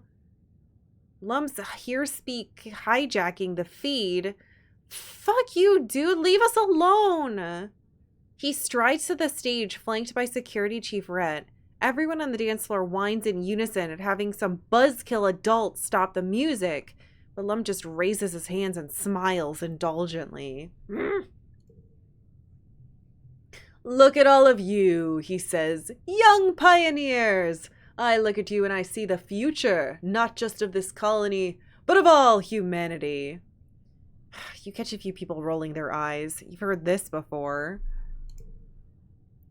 Red here, good man. A real good man, really. The best of the colony. Shared his poem from a great earth poet. Lum continues. Now, I'm no one for poetry myself, but damn if it's not something I want to share with you kids tonight on the eve of something. Something really big. What's something? He clears his throat and reads from his hollow palm. We cannot tarry here. We must bear the brunt of danger. We, the youthful, sinewy races, all the rest on us depend. Sorry. Doing his voice makes my throat dry out. Down the edges, through the passes, up the mountains steep, conquering, holding, daring, venturing as we go the unknown ways. Pioneers, oh pioneers! We primeval forests felling, we the rivers stemming, vexing we and piercing deep the minds within. We the surface broad surveying, we the virgin soil upheaving. Pioneers, oh pioneers! Grumble and hiss. Boo. Red looks a little pained, but Lum continues. Thank you.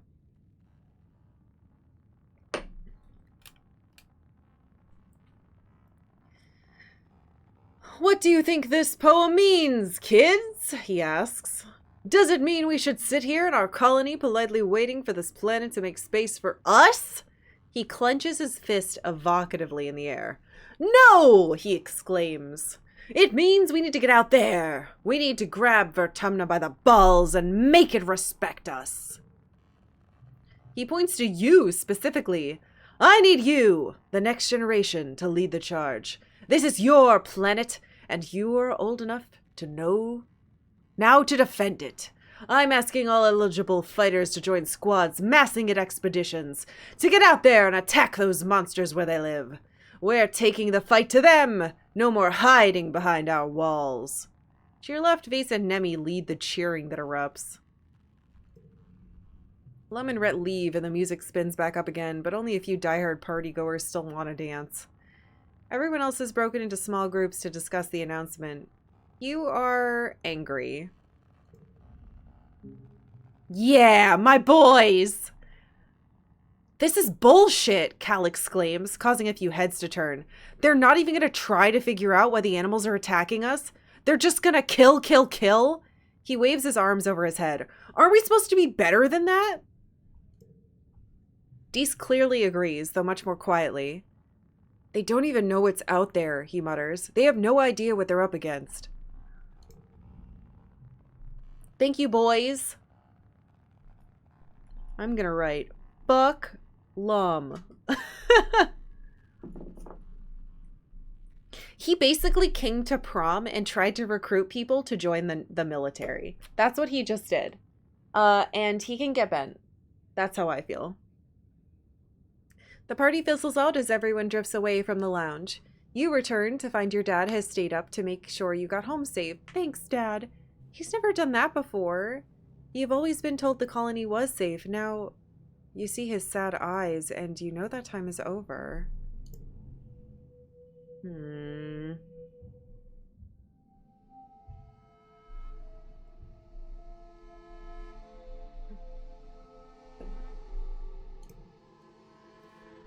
Oh, new perk. Blue cards get +1 in mental challenges. That's great! Cool. So reasoning... Hit level 1. +1 to blue cards and mental challenges. Yahoo!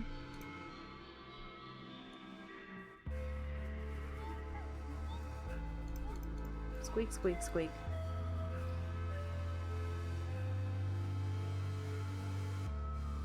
We're still getting bonuses. We're becoming more rebellious, which I like. I love that when I said that shit, the two boys that I like the most were like, fuck the authorities.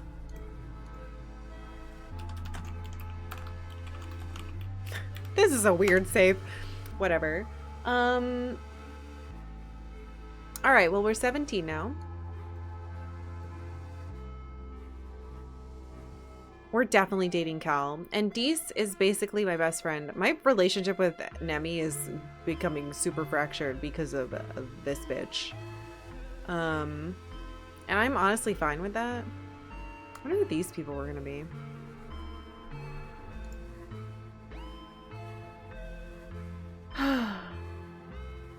Well, I really want to keep going, but I should be good. I should stop here. Even though I don't want to.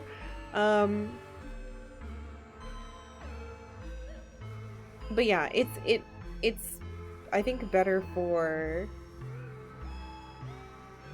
progressing through to do a whole year. And not have to wait a week in the middle of the year. So I'm going to stop here. Thank you guys again so much for the ridiculous amount of subs this week, so that we could hit the sub goal to make this stream happen. The new one has started, so if I doubt we're gonna reach it again. I say this and I mean it this time. I really don't think we're gonna hit it this week, but if we do, if somehow there's 130 subs before next Saturday, we will do another Saturday stream and I will be continuing this game. If time ends when we turn on our 19th year, I don't know if it's the beginning or the end. We probably only have like 3 streams of this left. Thank you so much. Tiny Train World, thank you for gifting 10 subs. I really appreciate it. Thank you. Congrats to Jestrozooks, Sid, NMU, Maidenless Fiend, Captain McFriendly, Billy ×3, Crescently, Bizarro Foxy, Rambo Gobot Jr., and Fairy Loon. Thank you. Thank you, Tiny Train World. Anyway, I love you guys. Thank you for joining me for another bonus stream. I hope you guys are still enjoying this game. I'm very much enjoying it quite a bit. And now we have 2 creatures. Though what I really want, I want to be able to equip more gear, man. I want to put this ring and this pet on. But it looks like that's some other stat that I don't know. Anyway, next time we play, we're going to focus hard on bravery, reasoning, and then I think probably empathy, and then toughness. I don't really want my combat to be higher, but it might go up just by virtue of being out. We'll see. I'm gonna save over that again because yeah. I hope you guys enjoy the rest of your weekend. My next stream will be on Monday. I'm gonna be continuing playing Vandal Hearts 2. If you have not been here for that game, it's amazing. It's amazing. It's incredibly satisfying, and it's very much like a Tactics Ogre Final Fantasy Tactics game. Highly recommend checking out the VODs if you haven't. If you're not familiar with it, I'm loving it. And it's probably very long, so... Alright, have a good weekend, guys! I'll see you later!